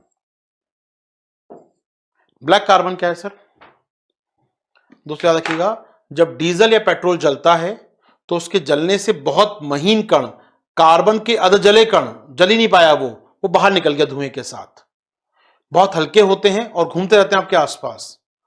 तो ये जो कण होते हैं सर, ये कहलाते हैं ब्लैक कार्बन। हैं तो पीएम कण ही, लेकिन ये बहुत महीन आकार के हैं, तो महीन आकार के पीएम कण हैं, बहुत बारीक कण हैं ये, इन्हें हम कहते हैं ब्लैक कार्बन। कहां से निकल रहा है सर? ये निकल रहा होता है आपका, ये निकल रहा होता है सर आपका गाड़ियों के अधजले कचरे, अधजले ईंधन से सर। ठीक है, ब्लैक कार्बन कहते हैं। आप लकड़ी जलाइए, पत्तियां जलाइए, पराली जलाइए, अपशिष्ट जलाइए खेतों में, उससे जो कण निकलेंगे, उससे भी निकलेंगे महीन आकार के कण। यदि फसलों के जलने से निकलते हैं, पेड़ पौधों के जलने से कण बनते हैं एरोसोल, उसे हम कहते हैं ब्राउन कार्बन, क्योंकि पौधे ब्राउन होते हैं तो ब्राउन कार्बन। ठीक है दोस्तों, तो एरोसोल बने अगर कोयले या डीजल के जलने से तो ब्लैक कार्बन, वो बने पेड़ पौधे के जलने से तो ब्राउन कार्बन। ठीक है दोस्तों, तो याद रखिएगा, ब्लैक कार्बन और ब्राउन कार्बन चर्चा हो सकती है आपके साथ, पूछ सकता है क्या होता है ब्लैक कार्बन। तो ब्लैक कार्बन का मतलब है ऐसा कार्बन जो कि डीजल या पेट्रोल के अर्ध जले कणों से बनता है, अर्ध जले कण। और पेड़ पौधे अर्ध जले तो बनता है आपका ब्राउन कार्बन। यहां तो कोई मुश्किल नहीं होगी दोस्तों। तो 4 नाम सुन लिया आपने, ब्लैक कार्बन, ब्राउन कार्बन, ठीक है दोस्तों, ये आप जान गए। अच्छा, एक शब्द और आता है, एक आता है ब्लू कार्बन और एक आता है ग्रीन कार्बन। जानते ये क्या होता है? ब्लू कार्बन, ग्रीन कार्बन जानते क्या होता है? Blue carbon, green carbon, one line सुन लीजिए। ब्लू कार्बन क्या होता है? Blue carbon, blue carbon carbon नहीं है बेसिकली, ये कार्बन की वो मात्रा है जो समुद्र द्वारा अवशोषित कर ली जाती है, पानी, ब्लू। तो ब्लू कार्बन क्या है? कार्बन की वो मात्रा जो समुद्र द्वारा अवशोषित कर ली जाती है, ब्लू कार्बन कहलाती है, ठीक है। और यही मात्रा अगर हमारे पेड़ पौधे अवशोषित कर लें, कार्बन की वो मात्रा जो पेड़ पौधे अवशोषित कर लें, ये कहलाती है ग्रीन कार्बन। तो ब्लू कार्बन, ग्रीन कार्बन कोई उत्सर्जन नहीं है, ये आपका एक सिंबॉलिक है, वो कार्बन की मात्रा जो आपके पौधे अवशोषित कर लेते हैं, ये आपके समुद्रों में चला जाता है, पानी की वाटर बॉडी में चला जाता है। तो जी हां दोस्तों, तो अलग है, याद रखिएगा। ब्लैक कार्बन, ब्राउन कार्बन तो अर्धजले कण है डीजल और पेड़ों के, लेकिन ये जो है सर, ये कार्बन की वो मात्रा जो समुद्रों द्वारा और पेड़ पौधों द्वारा अवशोषित की जाती है। क्या मेरी बात पहुंच गई दोस्तों आप तक? मेरी बात पहुंच रही है? सच्चिदानंद पूछने से SO2 अधिक कहां से निकलती है? बताया ना आपको मैंने दोस्त, पावर प्लांट से, कोई समस्या नहीं, पावर प्लांट की बड़ी SO2 मात्रा होती है हमारे यहां पर। मिट्टी या रेत के भी हो सकते हैं, इतना महीन अगर है तो हो सकता है दोस्तों, इतना अगर महीन है तो हो सकता है। आमतौर पर वाटर ड्रॉपलेट्स होती हैं, ये कण होते हैं, हो सकता है इसके भी हो, बहुत महीन कण होना चाहिए उसके लिए। क्या दोस्तों आपको चारों कार्बन क्लियर हैं? बताइए मुझे ABC लिखकर। चारों कार्बन क्लियर हो गए हैं सर? जी हां, ABC सब आ गए मेरे पास यहां पर। ए का मतलब कोड वर्ड है अपना, याद रखिएगा, कोड है कि आपको समझ में आ गया है। बी का मतलब सर देख लेंगे बाद में, इसको आगे तो जाएगा, ऐसा कुछ नहीं है, ठीक है।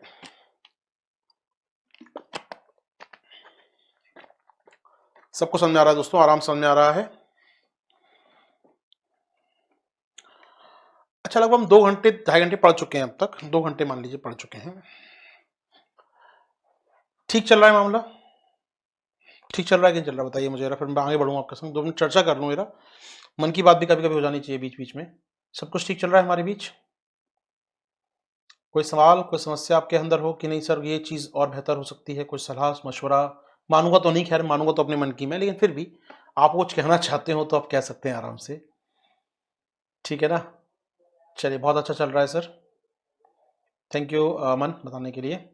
सब कुछ ठीक है, बीच में संवाद होता रहेगा हमारी भी, चिंता ना करें। मैं आपको मना करता हूँ सवाल पूछने के लिए, वो एक चीज है, चैट बंद करने की बात कहता हूँ, एक चीज है, लेकिन बात होती रहेगी, चिंता ना करें। आपको स्पेस बहुत मिलेगा बात कहने का मेरे साथ, तो आपकी बात सुनी भी जाएगी, कही भी जाएगी, तो हम लोग मन की बात भी करते रहेंगे आपसे बीच बीच में, ठीक है। मोटिवेट होना जरूरी है, वरना तो रात का टाइम में कौन पढ़ने का मन करता है किसका 8-9 बजे यार, मतलब, ठीक है। चलो, सही चल रहा है sir, thank you very much दोस्तों। आगे बढ़ते हैं, बहुत बढ़िया, आगे बढ़ते हैं, इसी जोश के साथ आगे बढ़ेंगे हम लोग यहाँ पर। अच्छा, एक बात बताऊं मैं आपको, एक बात मैं बताऊं दोस्तों आपको, वो ये है कि नासा वाले हैं ना, नासा वाले, ये बहुत ब्लैक का एरोसोल पे बहुत काम कर रहे हैं, मालूम है? एरोसोल बहुत काम कर रहे हैं। नासा ने क्या किया, लास्ट एक मिशन भेजा था, मालूम है आपको? एक मिशन भेजा था दोस्तों, मैं आपको मिशन का नाम दिखाता हूं। गूगल महाराज का प्रयोग करेंगे हम लोग कायदा यहां पर, और सर्च करेंगे आप लोग नामेज को। जी हाँ, नामेज की हम चर्चा करेंगे दोस्तों आपके साथ, हम नामेज की चर्चा करेंगे आपके साथ। यह है नासा का मिशन नामेज, बड़ा सा नाम, खुल जाओ सिम स्पीड में आ जाओ नेट। जी हाँ, नामेज क्या दिख रहा है दोस्तों आपको? बड़ा सा नाम पढ़िएगा, नाम दिख रहा है मिशन का, साइंस टेक्नोलॉजी क्लास में सुनेंगे, वैसे मैं सुनाता हूं तो अच्छी बात है, आप लोग पढ़ लो यार। बात चूंकि एरोसोल की हो रही है तो मेरा टॉपिक भी है ये नामेज। क्या नाम है दोस्तों? नामेज। पूरा नाम क्या है सर? पूरा नाम north Atlantic aerosol and marine ecosystem study. फिर सुनिए, north Atlantic aerosol, A for north Atlantic aerosol and marine ecosystem study, ठीक है। सर्च कर लीजिएगा, मिल जाएगा, इजीली मिल जाएगा नेट पर आपको नामेज के बारे में। नामेज एक सैटेलाइट है सर, ठीक है, एक सैटेलाइट है जो उत्तरी गोलार्ध का, अब नॉर्थ अटलांटिक कहां पर है? उत्तरी गोलार्ध में है सर, उत्तरी गोलार्ध में नॉर्थ अटलांटिक, उसके ऊपर जो एरोसोल के बादल छा गए हैं, एरोसोल की मात्रा बढ़ गई है, आर्कटिक सागर में जाइए, ग्रीनलैंड में जाइए, कनाडा के उत्तर भाग में जाइए, आइसलैंड के पास जाइए, वहां के ग्लेशियरों पे काला कार्बन जम गया है, ब्लैक कार्बन जम गया है। तो स्टडी करेगा ये सैटेलाइट कि आखिर इसका कारण क्या है और ये क्यों जम गया है एरोसोल, यहां एरोसोल की मात्रा क्यों ज्यादा है। ठीक है सर, तो यहां पर ये कह रहे हैं कि इसको जानेंगे यहां पर लोग। ठीक है, तो ये जानेंगे दोस्तों, यहां पर ये काम करेगा ये। तो आखिर उत्तरी सागर में ऐसा क्यों हो गया है, फोटो वोटोज दिए होंगे, हमारे काम का नहीं है सर, छोड़ दीजिए, हमारे काम का इतनी जानकारी पर्याप्त रहेगी हमारे लिए। नामेस क्या है पूछ सकता है यूपीएससी कभी, तो नामेस पर ध्यान रखेंगे हम लोग दोस्तों। नामेस स्टडी करेगा नॉर्थ अटलांटिक की एरोसोल का अध्ययन करेगा। अच्छा सर, नासा स्टडी कर रहा है, हम नहीं कर रहे कुछ, हम नहीं कर रहे स्टडी सर, हम भी कर रहे हैं, आइए हम कर रहे हैं कुछ स्टडी दोस्तों, बताते हैं सर, आपको चिंता ना करें। तो ब्लैक कार्बन यानी कि एरोसोल की जब बात आती है दोस्तों, तो हम भी पीछे नहीं है इस काम में, और हमारे यहां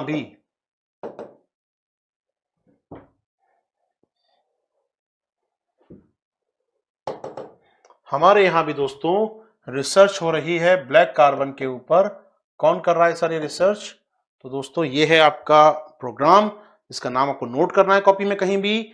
देश में ब्लैक कार्बन पर रिसर्च हो रही है, प्रोग्राम का नाम है ब्लैक कार्बन रिसर्च इनिशिएटिव, बीसीआरआई। ठीक है सर, ये कार्यक्रम का नाम है बीसीआरआई। इसके तहत रिसर्च हो रही है sir national carbonaceous aerosol programme, Hindi में कहा जाए राष्ट्रीय कार्बन युक्त एरोसोल कार्यक्रम। कार्बन युक्त मतलब ब्राउन कार्बन और ब्लैक कार्बन दोनों आ जाएगा। आराम सुनिए दोस्तों, ब्लैक कार्बन और ब्राउन कार्बन दोनों आएगा सर इसके अंदर। तो एरोसोल बहुत महीन पार्टिकल होते हैं दोस्तों, इनका अध्ययन करना जरूरी है, और इसीलिए देश में प्रोग्राम चल रहा है एनसीएपी। जी हां, NCAP national carbonaceous aerosol programme, राष्ट्रीय कार्बन युक्त एरोसोल कार्यक्रम। कौन करा रहा है सर रिसर्च, आइए वो भी जान लेते हैं दोस्तों आपके साथ, नोट कर लिया होगा आपने।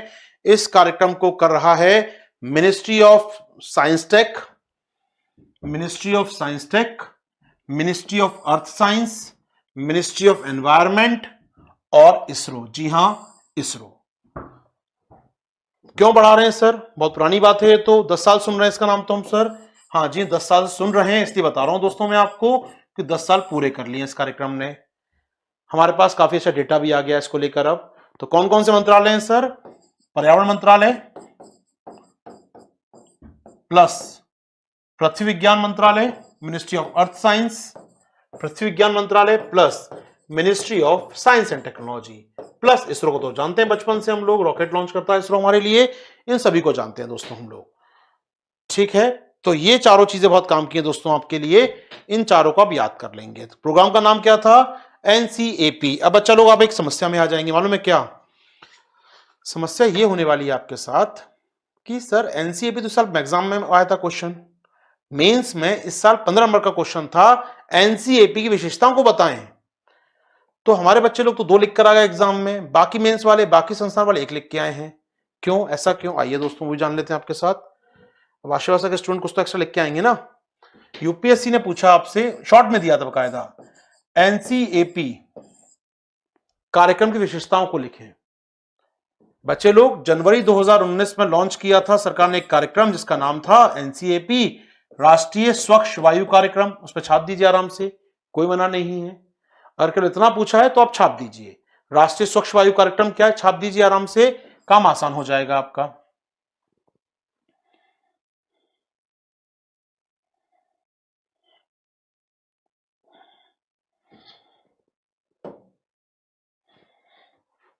एक मिनट दोस्तों, 1 मिनट दीजिए मुझे।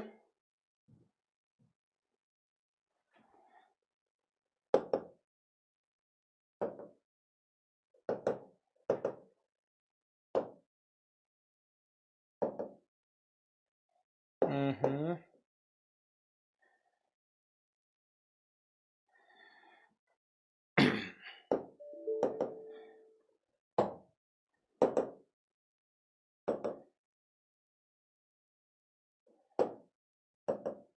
चलिए, एक मैंने फोल्डर सेव किया था उस दिन, कोई बात नहीं, नहीं मिल रहा है हमको यहाँ पर।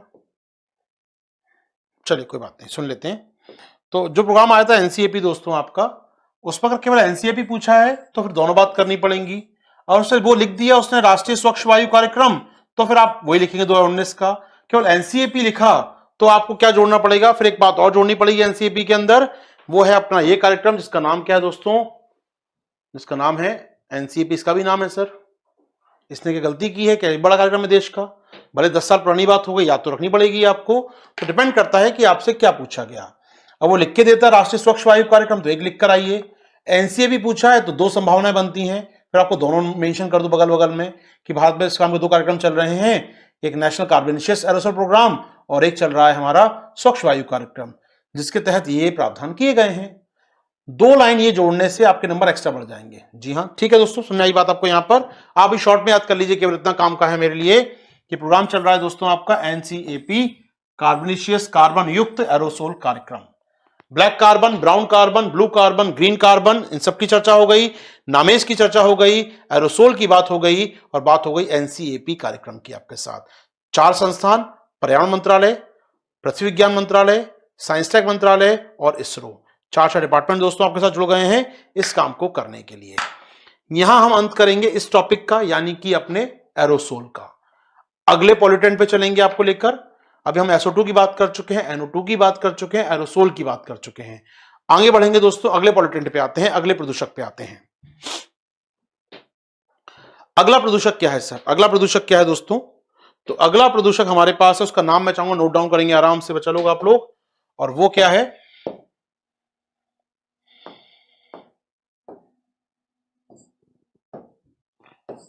VOC। वो क्या है सर, VOC। VOC आइए दोस्तों ढूंढते हैं आपके साथ, हम बात करेंगे VOC की आपके साथ। क्या है VOC, ये क्यों चर्चा में रहता है VOC।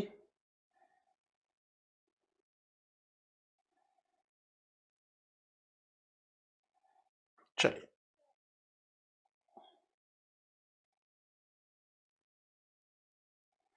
ओके दोस्तों, VOC होता क्या है आपको, वॉलेटाइल ऑर्गेनिक कंपाउंड की बात मैं कर रहा हूं आपसे, वॉलेटाइल ऑर्गेनिक कंपाउंड की बात होगी। ठीक है, अब सुनिए आराम से, volatile organic compound, volatile organic compound,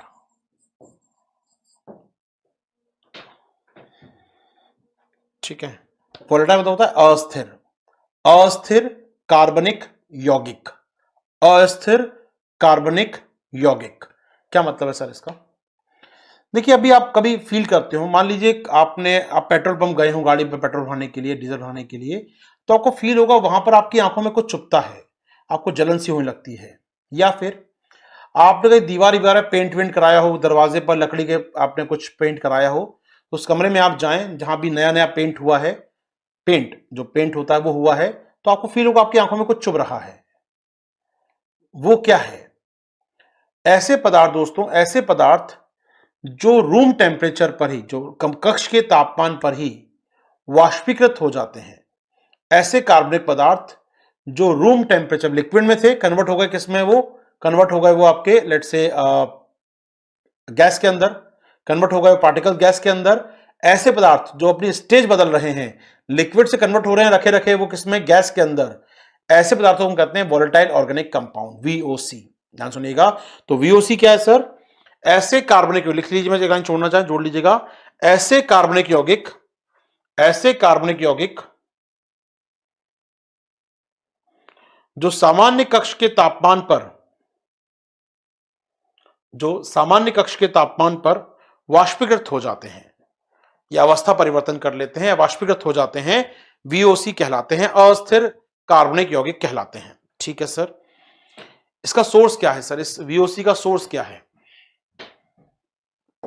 इसका स्रोत क्या है सर, सभी हाइड्रोकार्बन, पेट्रोल, डीजल, मिट्टी का तेल, कुछ भी ले लीजिए, सब वाष्पीकृत हो जाते हैं थोड़ी देर बाद रखे रखे, छोड़ दीजिए पेट्रोल खुला, कुछ दिनों में गायब हो जाएगा पूरा का पूरा बैठा बैठा वो। मिट्टी का तेल आपको आसपास फील होगा, मिट्टी का तेल पड़ा हुआ है यहाँ पर, यानी हो क्या रहा है सर, ऐसे सभी कार्बनिक पदार्थ सब होते हैं इसके अंदर सर।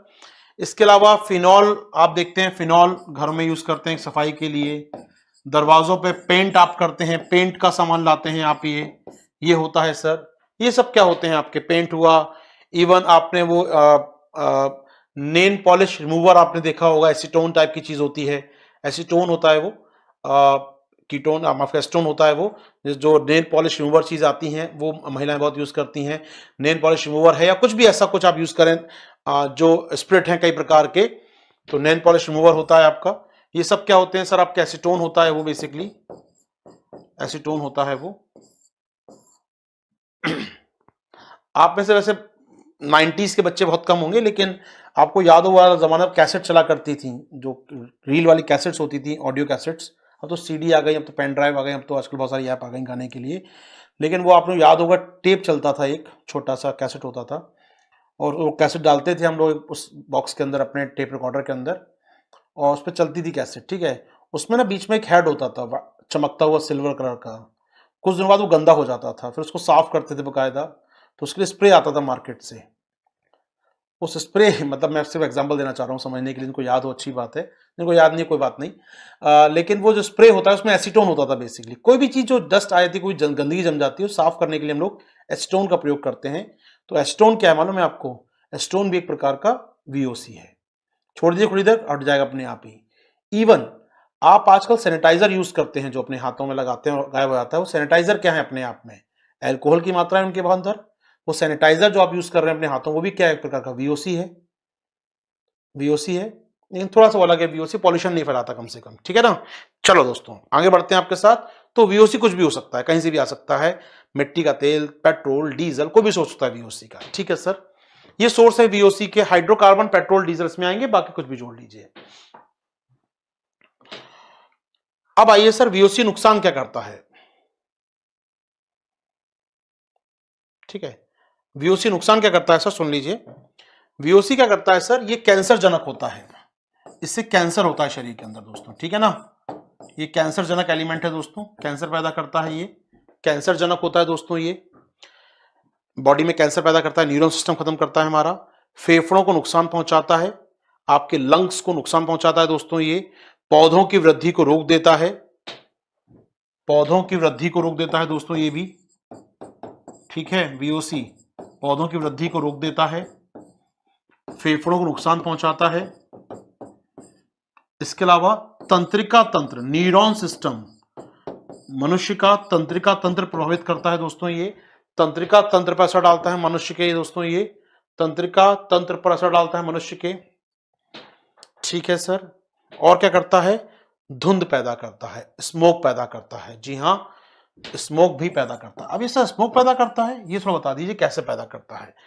इसके लिए चलेंगे दोस्तों, आपको एक डायग्राम, एक फ्लो चार्ट पे लेकर हम लोग, तो उस यात्रा पे चलते हैं आपको लेकर, यहां से हम लोग चलेंगे आपको लेकर यहां पर हम लोग।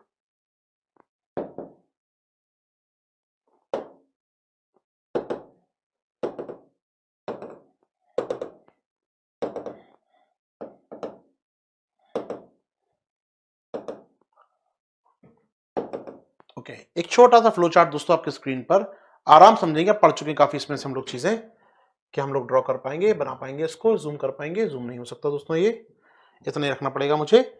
क्या दिखने में आ रहा है, पढ़ने में आ रहा होगा, उम्मीद करो पढ़ने में आ रहा होगा आप लोगों को ये, ठीक है। अब सुनिए आराम से दोस्तों, देखिए बड़ा इंटरेस्टिंग बात है, स्मोक कैसे बनता है। एक तरीका तो पढ़ा पीछे आपने मेरे साथ अभी, क्या भैया, SO2 गैस ले लो, उसमें थोड़ा जलवाष्प मिला दो, थोड़ा सा PM पार्टिकल मिला दो, तो बन जाएगी स्मोक। बचपन से पढ़ते आ रहे हैं, पढ़ रहे थे पीछे हम लोग यहाँ पर दोस्तों, ठीक है ना, ये तो पढ़ लिया हम लोगों ने, है ना। अब दूसरा पढ़ लेते दोस्तों आपके साथ। आप क्या करें, NO2 ले लो, NO2 गैस, इसमें मिला दो VOC। VOC NO2 पढ़ चुके हैं हम लोग, कहां से आती है, VOC ले लो यहां पर दोस्तों, VOC ले लो, कोई बात नहीं इसका भूल जाओ, मैं बता रहा हूं सुन लो। इन दोनों के मिलने से क्या बनता है मालूम है, ओजोन। VOC पार्टिकल NO2 के साथ मिल जाएं और बढ़िया सूर्य खिला हुआ है, सनलाइट आ रही है आसपास बढ़िया सी, तो बनेगा ओजोन, ठीक है सर। अब इस ओजोन को मिल जाए अगर PM कण, इस ओजोन को मिल जाए अगर PM कण ना दोस्तों, तो ये पैदा करता है आपका स्मोक। ये लिखी है अभिक्रिया ऊपर, कोई समस्या नहीं, अभिक्रिया में ये लिखा है मैंने यहां पर। तो नाइट्रस ऑक्साइड यानी NO2, ये है VOC, इनके मिलने सूर्य के प्रकाश में मिल जाए अगर, तो बनती है ओजोन। ओजोन को मिल जाए पीएम कण अगर, तो बनता है स्मोक। ये लिखा है नीचे मैंने दोस्तों, ये अभिक्रिया भी स्मोक बनाती है, ये अभिक्रिया भी स्मोक बनाती है। ठीक है, हो पाएगी दोस्त बात हमारी यहां पर, ये अभिक्रिया भी हमारा स्मोक तैयार करती है दोस्तों।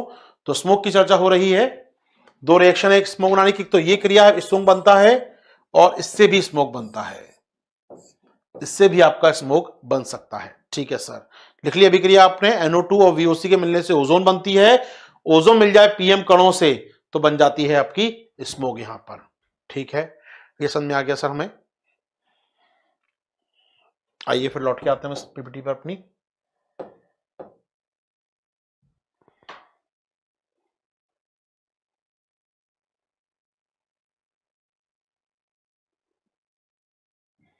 अब सुनिए दोस्तों आराम से, जो बताने वाला हूं ध्यान सुनिएगा।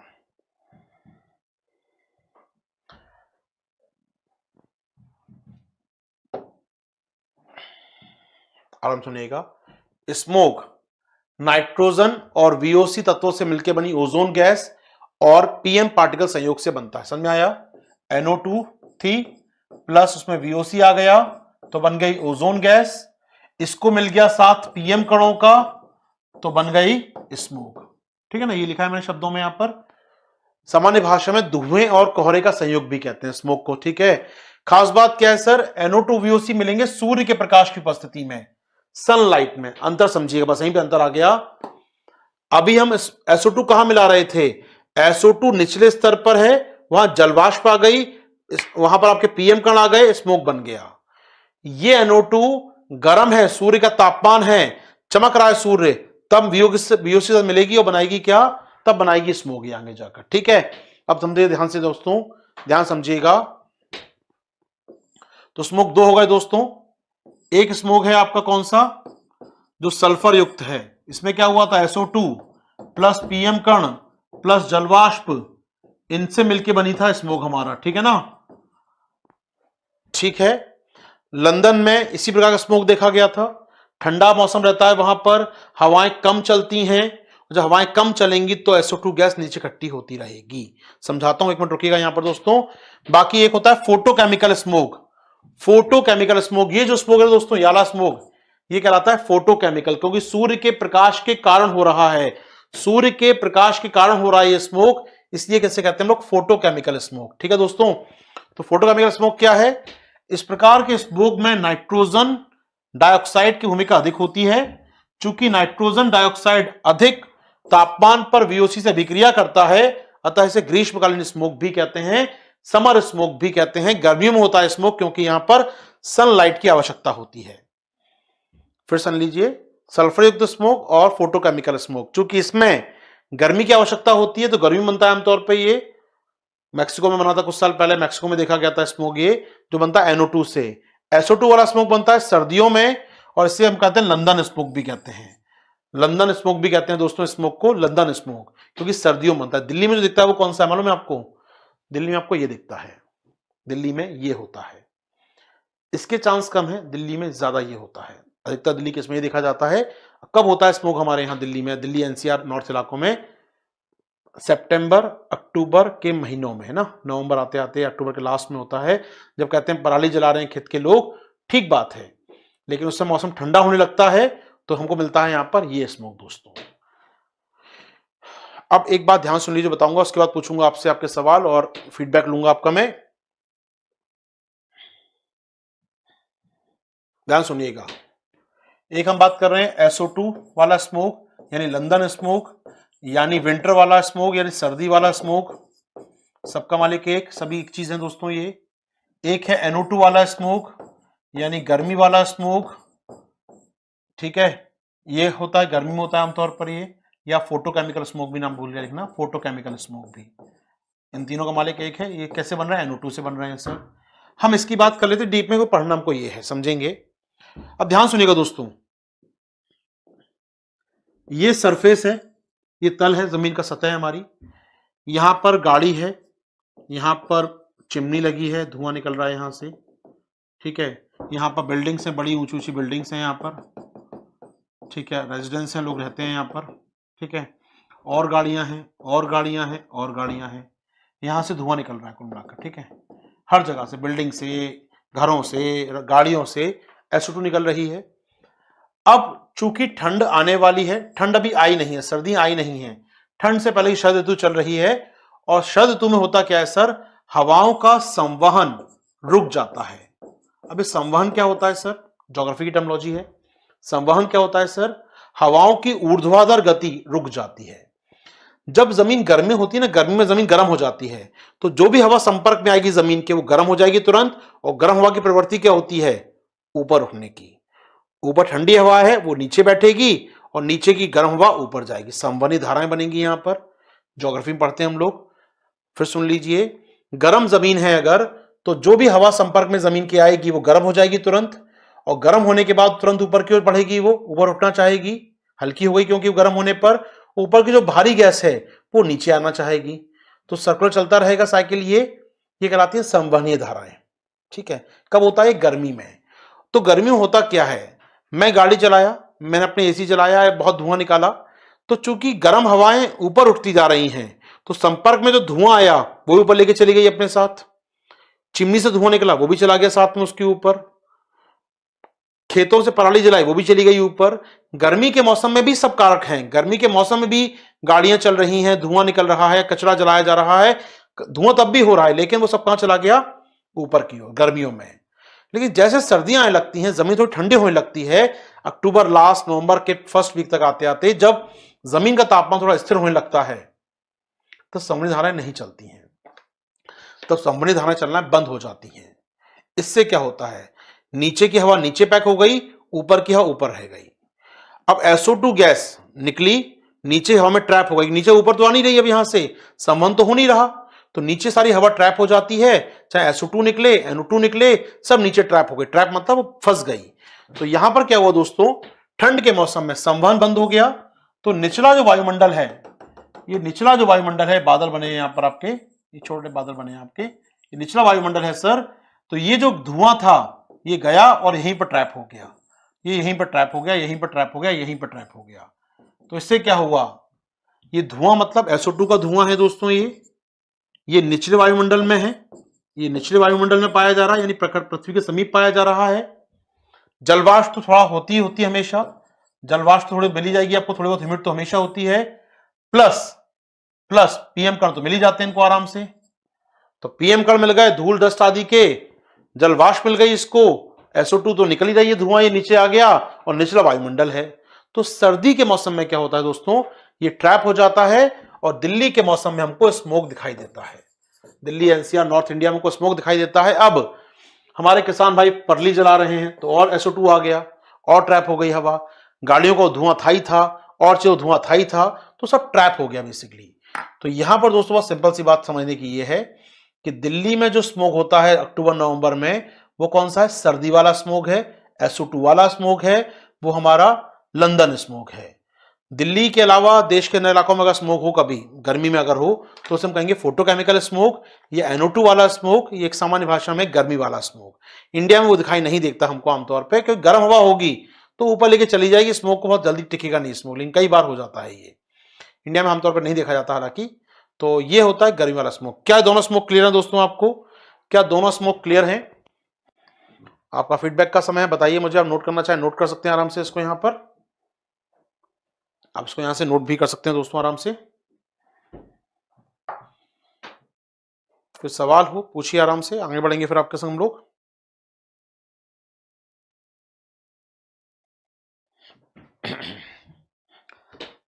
नोट कर लिया हो तो मैं आगे बढ़ूंगा सीधा आपके साथ दोस्तों। आनंद, विकास,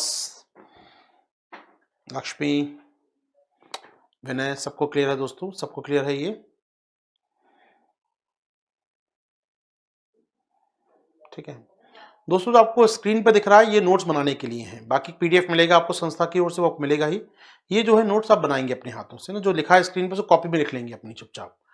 ठीक है, तो एरोसोल उतना ही नुकसान करता है, तब PM 2.5 करता है, ज्यादा करता है। एरोसोल का नुकसान का स्टडी कर रही है दुनिया आजकल, तो एरोसोल ज्यादा नुकसान होता है वैसे तो, लेकिन PM 2.5 मानवीय इंसान नुकसान करता है, तो हम उसको काउंट ज्यादा करते हैं। जितना बारीक कण होगा तो नुकसान करेगा आपके लिए वो। ठीक है सर, ठीक है, तो प्लीज इसको नोट डाउन करते जाएगा, जो भी आप बाद में एक बार इसको देख के नोट डाउन कर लीजिएगा सारी बात को। तो नोट डाउन जरूर कर लीजिएगा, ठीक है ना। चलो आगे बढ़ेंगे हम लोग। बाकी एक पीडीएफ मिलेगा संस्थान से आपको, वो आपके लिए है रेफरेंस के लिए, वो रेफरेंस बुक का काम करेगा आपका। जो मैं क्लास में लिखवा रहा हूँ या क्लास में बोल रहा हूँ ये आपके रनिंग नोट्स में हो जाएगा, ठीक है ना। चलिए, तो बाद में क्लास खत्म होने के बाद आपका 20 मिनट का समय रहेगा, क्योंकि मेरी क्लास बताया मैंने आपको 100 मिनट की हुआ करेगी। आप 2 घंटे की फीस, आप 2 घंटे के लिए फीस ली गई है आपसे, तो 20 मिनट क्या करेंगे आप बैठ के ना। तो जो भी स्लाइड में दिखाई है उनको आराम से नोट कीजिए बैठ के वहां पर 20 मिनट तक, ठीक है दोस्तों। चलिए चलिए, दोस्त हमारे कह रहे हैं सर NO2 भी ठंड बना सकता है स्मोक। भाई NO2 को स्मोक बनाने के लिए सूर्य का प्रकाश चाहिए होता है, तो सनलाइट होगी तब तो बनेगा ना यार। सनलाइट सन टेम्परेचर होगा, सर्दी में कहां होता है टेम्परेचर, बताओ दोस्त मेरे आप, सर्दी में टेम्परेचर नहीं होता ना। चल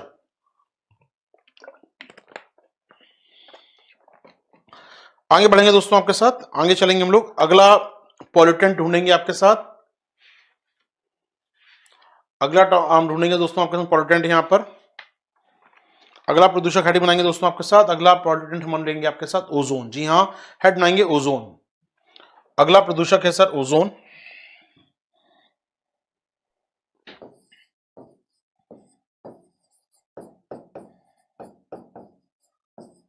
अगला पॉल्यूटेंट है सर ओजोन का। आइए, ओजोन देखिए, बचपन से पढ़ते आ रहे हैं सर, वो एक ओजोन हाँ हमको हानिकारक पराबैंगनी विकिरण से बचाती है। बचपन से पढ़ते आ रहा हूं, मतलब लाइन तो मतलब कब पढ़ा था पहली बार याद नहीं, लेकिन पढ़ते हमेशा से आ रहे हैं सर कि पृथ्वी से कुछ ऊंचाई पर ओजोन परत पाई जाती है और वो हमको हानिकारक पराबैंगनी विकिरण से बचाती है, ठीक है। अब बात सही है सर आपकी, हानिकारक बचाती तो है, लेकिन वो कहां पर है, वो क्षोभ मंडल में है, वो समताप मंडल में है, वो ऊपर 30 किलोमीटर ऊंचाई पर है, वो 30 किलोमीटर ऊंचाई पर समताप मंडल में है दोस्त। यहां कहां है, नीचे। अगर यही ओजोन नीचे मिलेगा जमीन के आसपास, मेरी नाक के एरिया मिलेगा मुझे, तो मुश्किल कर देगा। ऊपर है तो भैया वरदान है, नीचे है तो अभिशाप है।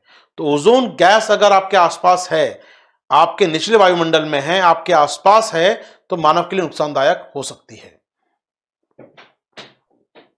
ठीक है। तो ओजोन गैस की बात करें सर, तो निचले वायुमंडल में या धरातल के संपर्क में वाली ओजोन गैस, धरातल के संपर्क में है, जमीन के संपर्क में है वो गैस, वो आपकी नुकसानदायक होती है। वैसे ओजोन फायदेमंद है, लेकिन यहां वो नुकसानदायक होती है, ठीक है सर। आइए, ओजोन का सोर्स क्या है सर, कहां से आती है ओजोन, ओजोन हमारे आसपास कहां से आती है सर, इसका सोर्स क्या है दोस्तों। ओजोन के साथ बहुत सारे सोर्स हैं। मैं कहूं आपसे, अगर ओजोन की बात कर लें, वाहनों से निकलती, गाड़ियों से निकलती है ओजोन सर आराम से, कुछ इंडस्ट्रीज निकालती हैं ओजोन को। काम करके लिख लेंगे सोर्स क्या क्या है ओजोन के। ओजोन के सोर्स हैं सर, इंडस्ट्रियल पॉल्यूशन है सर, इंडस्ट्रीज निकालती हैं बड़े स्केल पर इसको, इंडस्ट्री से निकलता है सर, वाहनों से निकलता है ओजोन सर, वाहनों के उत्सर्जन में ओजोन शामिल होता है सर, ठीक है। ईंधन के पूरा ना जलने पर भी ओजोन निकलता है सर, पर्याप्त ऑक्सीजन नहीं मिल रही उसको तो ओजोन निकल सकती है। ईंधन के पूरा ना जलने पर भी, ईंधन के पूरा ना जलने पर, हाफ बर्न ईंधन होगा, या उसे मैं कहूंगा यहां पर पर्याप्त ऑक्सीजन नहीं मिल रही है, ईंधन के आधा जलने पर या कम ऑक्सीजन में जलने पर भी ओजोन बन सकती है सर, ठीक है। ओजोन बन सकती है। बाकी ओजोन बनने का तरीका वो भी देखा पीछे आपने, NO2 और VOC मिल जाए तो ओजोन बन सकती है सर सूर्य के ताप में। अगर NO2 और VOC मिल जाए सूर्य के ताप में तो ओजोन बन सकती है सर। तो ओजोन बनने कई जगह सोर्स होते हैं, ठीक है, ठीक है सर, कोई समस्या नहीं है यहां पर। अब आते हैं इसके आगे बढ़े हम लोग दोस्तों आपके साथ। ये तो हुई ओजोन बनता कैसे हो, समझ आया आपको ओजोन क्या होता है। नुकसान क्या होता है ओजोन से सर, नुकसान की बात करें दोस्तों, स्मोक बनता है, पहली बात तो नुकसान यही है इसका बड़ा नुकसान, ओजोन से स्मोक बनता है सर, धुंध बनती है, बताया मैंने, फोटोकेमिकल स्मोक बनता है सर, इससे नुकसानदायक चीज है ये। श्वसन प्रणाली में चली जाए, अगर ये चला जाए ओजोन शरीर के अंदर, कैंसर पैदा कर सकता है, श्वसन नाली को चौक कर सकता है दोस्तों। जी हाँ, खासकर ऐसे मरीज जिनकी श्वसन नलिका की समस्या जिनको है, अस्थमा के पेशेंट हैं या छोटे बच्चे हैं जिनकी प्रॉपर नलिका विकसित नहीं हुई है, उनको अगर ओजोन दे दी जाए श्वास में ना, उनकी मौत तक हो सकती है। तो अस्थमेटिक पेशेंट्स के लिए, अस्थमा के मरीजों के लिए, छोटे बच्चों के लिए ओजोन मौत का कारण बन सकती है दोस्तों यहाँ पर।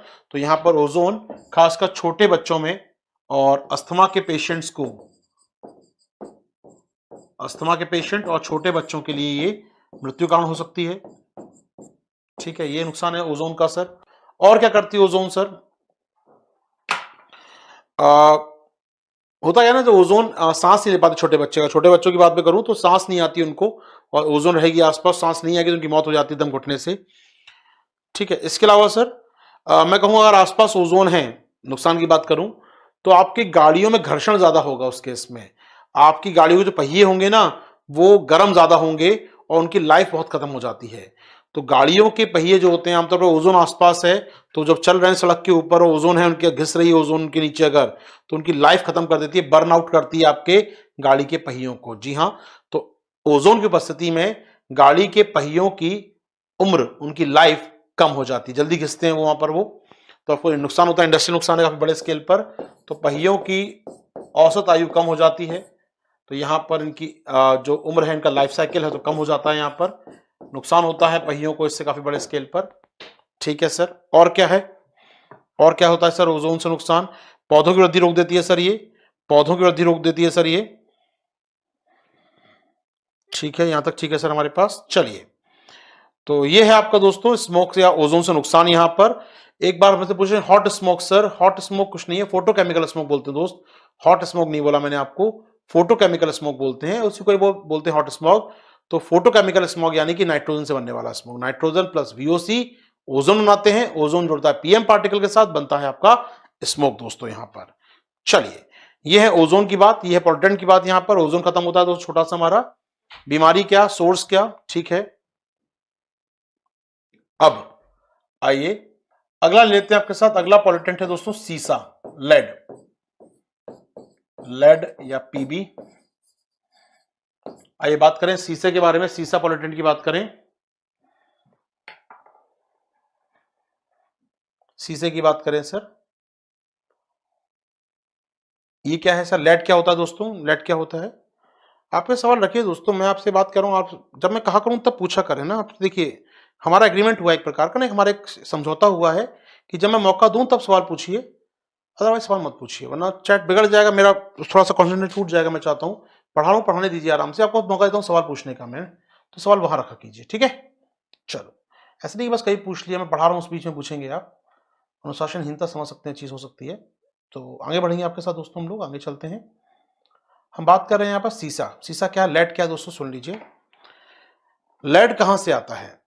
लेड आता है सर पेट्रोल से, पेट्रोल में डाला, ओके विकास कोई इशू नहीं, पेट्रोल में डाला जाता है लेड को दोस्तों, क्यों? जिससे उसका वॉइस कम हो सके, उसका ऑक्टेन नंबर बढ़ सके, उसका वॉइस कम हो सके, वरना पेट्रोल जलेगा ना तो बहुत आवाज करता है। पेट्रोल में लेड के मिलाने से ना उसका वॉइस, उसका साउंड, उसका जलने के बाद जो साउंड होता है सर वो काफी कम हो जाता है। ठीक है, तो लेड का मुख्य स्रोत तो पेट्रोल होता है सर। इसके अलावा आपने सुना होगा लेड बैटरीज आती हैं, बैटरीज बहुत आती हैं लेड की बनी हुई, तो ई वेस्ट या वेस्ट निकलता है बैटरी लेड के रूप में, काफी सारा आता है सर बाहर वो।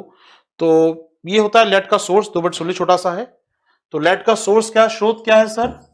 तो पेट्रोल, मुख्य सोर्स है पेट्रोल सर इसका। ठीक है, इसके अलावा लेड की बैटरीज आती है बहुत सारी, लेड शीशे की बैटरी आती है सर, ये सोर्स है इसका सर। बीमारियां क्या होती हैं, डिजीज क्या होती हैं सर इससे? डिजीज क्या होती है सर इसके साथ? तो इससे डिजीज होती है दोस्तों, तंत्रिका तंत्र प्रभावित होता है। जी हाँ, तंत्रिका तंत्र, न्यूरॉन सिस्टम इफेक्टेड होता है सर इसके साथ, न्यूरॉन सिस्टम खत्म होता है इंसान का इससे,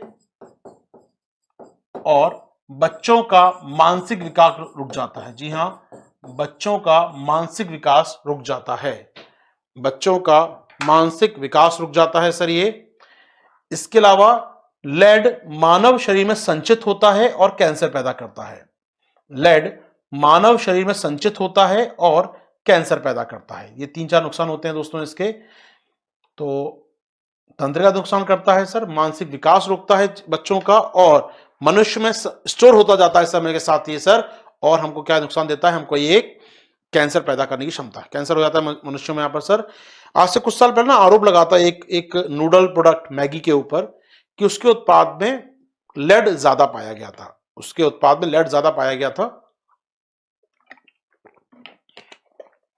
ये बात कही गई थी मैगी के प्रोडक्ट के बारे में, उसमें लेड पाया गया था, कई राज्यों में मैगी का सैंपल जांचा गया। तो उसने कहा जनाब हमारे पास, हम तो लेड मिलाते ही नहीं है, हम जो पानी यूज करते हैं नूडल्स बनाने के लिए उसमें हो सकता है लेड ज्यादा हो, लेकिन लेड से बच्चों का मानसिक विकास रुक जाता है। एक तरफ मैगी कहती है बच्चों के लिए वो डिश है 2 मिनट में तैयार होती है, एक तरफ के प्रोडक्ट में लेड है, लेड से बच्चों का मानसिक विकास रुक जाता है, तो बड़ा विरोधाभास है अपने आप में। तो कंपनी को बंद करना पड़ा, प्रोडक्ट सारे वापस लेने पड़े प्रोडक्ट वहां पर, और लगभग 1 साल तक नुकसान हुआ कंपनी को काफी। फिर नया प्रोडक्ट लॉन्च किया मैगी ने, उसने कहा अब ये लेड फ्री है, अब हम चेक करके ही जारी करते हैं सारा का सारा। चलिए वो अलग बात है, लेकिन काम की बात दोस्तों याद रखिएगा यहां पर, और वो है लेड होता है, नुकसान करता है तंत्र को, मानसिक विकास को, और कैंसर को पैदा करता है। ठीक है सर, यहां तक हमारी बातें स्पष्ट हो रही हैं आपके साथ, कोई मुश्किल नहीं है। अगला छोटा पॉल्यूटेंट वो भी ले लेते हैं आपके साथ, कार्बन मोनोऑक्साइड दोस्तों। अगला छोटा सा है कार्बन मोनोऑक्साइड, छोटा सा है ये भी, carbon monoxide. Monoxide sir source क्या है इसका दोस्तों, इसका सोर्स क्या है, इसका सोर्स क्या है दोस्तों, याद रखिएगा इसका सोर्स कहां से होगा ये, जब कार्बन को, कोयले को, लकड़ी को कम ऑक्सीजन में जलाया जाएगा। वो सारी चीजें CO2 पैदा करती हैं, उनको और कम ऑक्सीजन में जलाया जाए, ऑक्सीजन की उपस्थिति में जलाया जाए, कम ऑक्सीजन में जलाया जाए, तो मोनोऑक्साइड पैदा होता है। पेट्रोल डीजल है, ऑक्सीजन नहीं जलाओ पर्याप्त, मोनोऑक्साइड पैदा होगा। कोयला जलाओ कम ऑक्सीजन में, मोनोऑक्साइड पैदा होगी। लकड़ी जलाओ कम ऑक्सीजन में, मोनोऑक्साइड पैदा होगी। आपने सुना होगा दोस्तों एक घटनाक्रम आता है कि यदि सर्दी की रात है और बंद कमरे में आप हीटर जलाकर या लकड़ी जलाकर सो जाते हैं या कोयला जलाकर सो जाते हैं, तो इंसान की मौत हो जाती है कई बार। कारण क्या है, वहां मोनोऑक्साइड बन जाती है जो उसके फेफड़ों में जाकर उसको मौत का कारण बनती है। CO2 मौत का कारण नहीं बनती कभी, CO2 नुकसान नहीं होता। अभी नेपाल से केस आया था, मैं याद है लास्ट से सर्दियों की शायद बात थी, लास्ट से विंटर की बात थी, मुझे याद आ रहा है। नेपाल से केस आया था जहां एक होटल में एक परिवार के 4 लोगों की मौत हो गई थी, और उस कारण माना गया था कि होटल का हीटर जो खराब हो गया था, उसमें उनका एग्जॉस्ट खराब हो गया था, इस कारण वो रूम में ही भर गया पूरा मोनोऑक्साइड, और उसमें मौत हो गई 4 लोगों की। नेपाल से खबर आई थी हमारे पास। ये इंपॉर्टेंट नहीं खबर याद का, इंपॉर्टेंट बात यहां पर है कि मोनोऑक्साइड कब पैदा होती है, जब कोयला, पेट्रोल, डीजल या ऐसी कोई बीच में कार्बन है वो जलता है ऑक्सीजन की कम मात्रा में, तो पैदा होती है मोनोऑक्साइड। ठीक है दोस्तों, तो यहां पर जब कोयले को जलाया जाता है कम ऑक्सीजन की उपस्थिति में, जब जलता है कम ऑक्सीजन में, तो पैदा होती है CO गैस पैदा होती है दोस्तों। तो पेट्रोल, डीजल आदि कुछ भी हो सकता है, जलाया जाए इसको तो पैदा होती है CO गैस। ठीक है, मुश्किल नहीं होगा दोस्तों यहां तक आपके लिए। याद रखिएगा CO गैस मानव शरीर में जाती है, CO गैस दोस्तों मानव शरीर में जाती है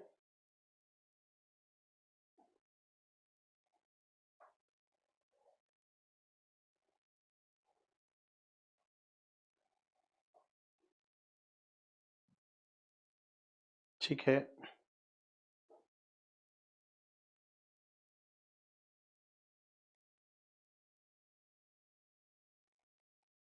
ओके सुनिएगा।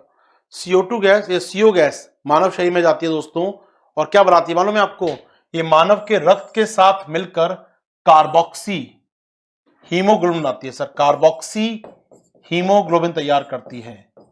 मानव शरीर में जाकर रक्त के साथ मिलकर कार्बोक्सी हीमोग्लोबिन तैयार करती है दोस्तों, याद रखिएगा कार्बोक्सी हीमोग्लोबिन गैस तैयार करती है। ये क्या होता है, शरीर में जहर पैदा करता है, और इंसान की मौत इसी से होती है। CO2 थी, नाक के अंदर गई, खून में मिली, जाकर बनाया कार्बोक्सी हीमोग्लोबिन, और उससे इंसान की मौत हो जाती है दोस्तों। ठीक है, वैसे बनती है कोयले के जलने से, पेट्रोल के जलने से, अपर्याप्त जलने से, मतलब उनकी सफिशिएंट नहीं जल पाए हैं, वो ऑक्सीजन कम मात्रा में जले हैं, इससे पैदा होती है CO गैस, और इससे बनता है कार्बोक्सी हीमोग्लोबिन। आपका जो रक्त का हीमोग्लोबिन है कन्वर्ट हो जाता है कार्बोक्सी हीमोग्लोबिन में, जो कि जहर होता है, टॉक्सिक होता है, उससे इंसान की मौत हो जाती है दोस्तों। तो ये है दोस्तों आज के पॉल्यूटेंट अपने। यहां तक उम्मीद कर रहा हूं सब समझ में आ गया है आपको, यहां तक सब समझ में आ गया है। अगले 5 मिनट आपके सवाल और मेरे जवाब, कुछ पूछना चाहें, कुछ कहना चाहें, आप कह सकते हैं, आप पूछ सकते हैं आराम से। अब पूछिए आराम सवाल दोस्तों, आपके लिए अगले 5 मिनट मेरे पास, आराम से बात करेंगे। जितने पॉल्यूटेंट मुझे कराने थे आज के, वो मैंने करा दिए, आज वाले मैंने करा दिए दोस्तों आपको। ये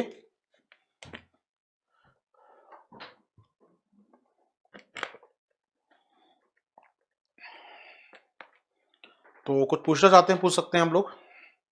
अनिकेत कह रहे हैं बफरिंग हो रही है सर, बताओ बफरिंग का दोस्त। अनिकेत मैं क्या करूं यार, बताओ। ठीक है, अमन, फिरोज, सबको समझ आ गई बात दोस्तों हमारी। कोई आप सवाल पूछ सकते हैं आराम से, 5 मिनट है आपके पास, मैं हूं आपके साथ आराम से। All clear sir?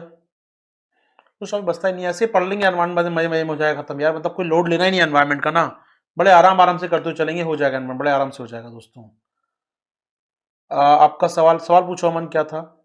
हालांकि परली को हम बात करेंगे, डिटेल में बात करूंगा अलग से मैं, फसल अपशिष्ट कैसे निपटाए जाए अलग से बात करूंगा मैं इस पर। तो अभी समाधान तो भी कहाँ दे रहा हूं, तो बता रहा हूँ समस्या क्या है, समाधान तो ढूंढेंगे अभी हम लोग ना। अलग अलग नहीं चल रहा सर, अलग अलग कुछ नहीं चल रहा हमारे यहाँ। ठीक है, ठीक है। वीआरडी मशीन होती है दोस्तों, मैं बताऊंगा समाधान में आएगा वीआरडी क्या करें। एक मशीन होती है दोस्तों जिससे वीओसी तत्वों को कंट्रोल करते हैं, ठीक है। हीटर से भी हो सकता है दोस्त, हीटर से भी हो सकता है, हीटर भी कर सकता है ये काम, वहां भी कार्बन चलता रहता है उसमें भी। एफजीडी में जो SO2 नीचे जा रही है उनका क्या होता है, सल्फर नीचे बढ़ के निकाल लो, वेस्ट है यार, कहीं और यूज कर लेंगे सल्फर का, वो सल्फर बैठी है ना नीचे, अब्सॉर्ब करके कहीं और यूज कर लेंगे उसका, ठीक है। चलिए, तो दोस्तों ये अपना आज का क्लास है, यहाँ पर उम्मीद कर रहा हूँ सारी बातें पहुंच गई हैं आप तक। मुलाकात करेंगे आपसे, अब कंटिन्यू करेंगे कल आपके साथ दोस्तों हम लोग। हाँ, पीएम का ही पार्ट होता है एरोसोल दोस्तों, एरोसोल महीन पीएम पार्टिकल होते हैं, ठीक है। तो कल कंटिन्यू करेंगे, फ्लाई ऐश की बात करेंगे आपके साथ, और बात करेंगे हम लोग और चीजों में क्या क्या हो रहा है अपडेट हमारे पास। तो अभी यहाँ क्लास को रोकते हैं, मुलाकात होगी कल आपके साथ, दीजिए आज्ञा, थैंक यू, शुक्रिया, शुभ रात्रि, जय हिंद।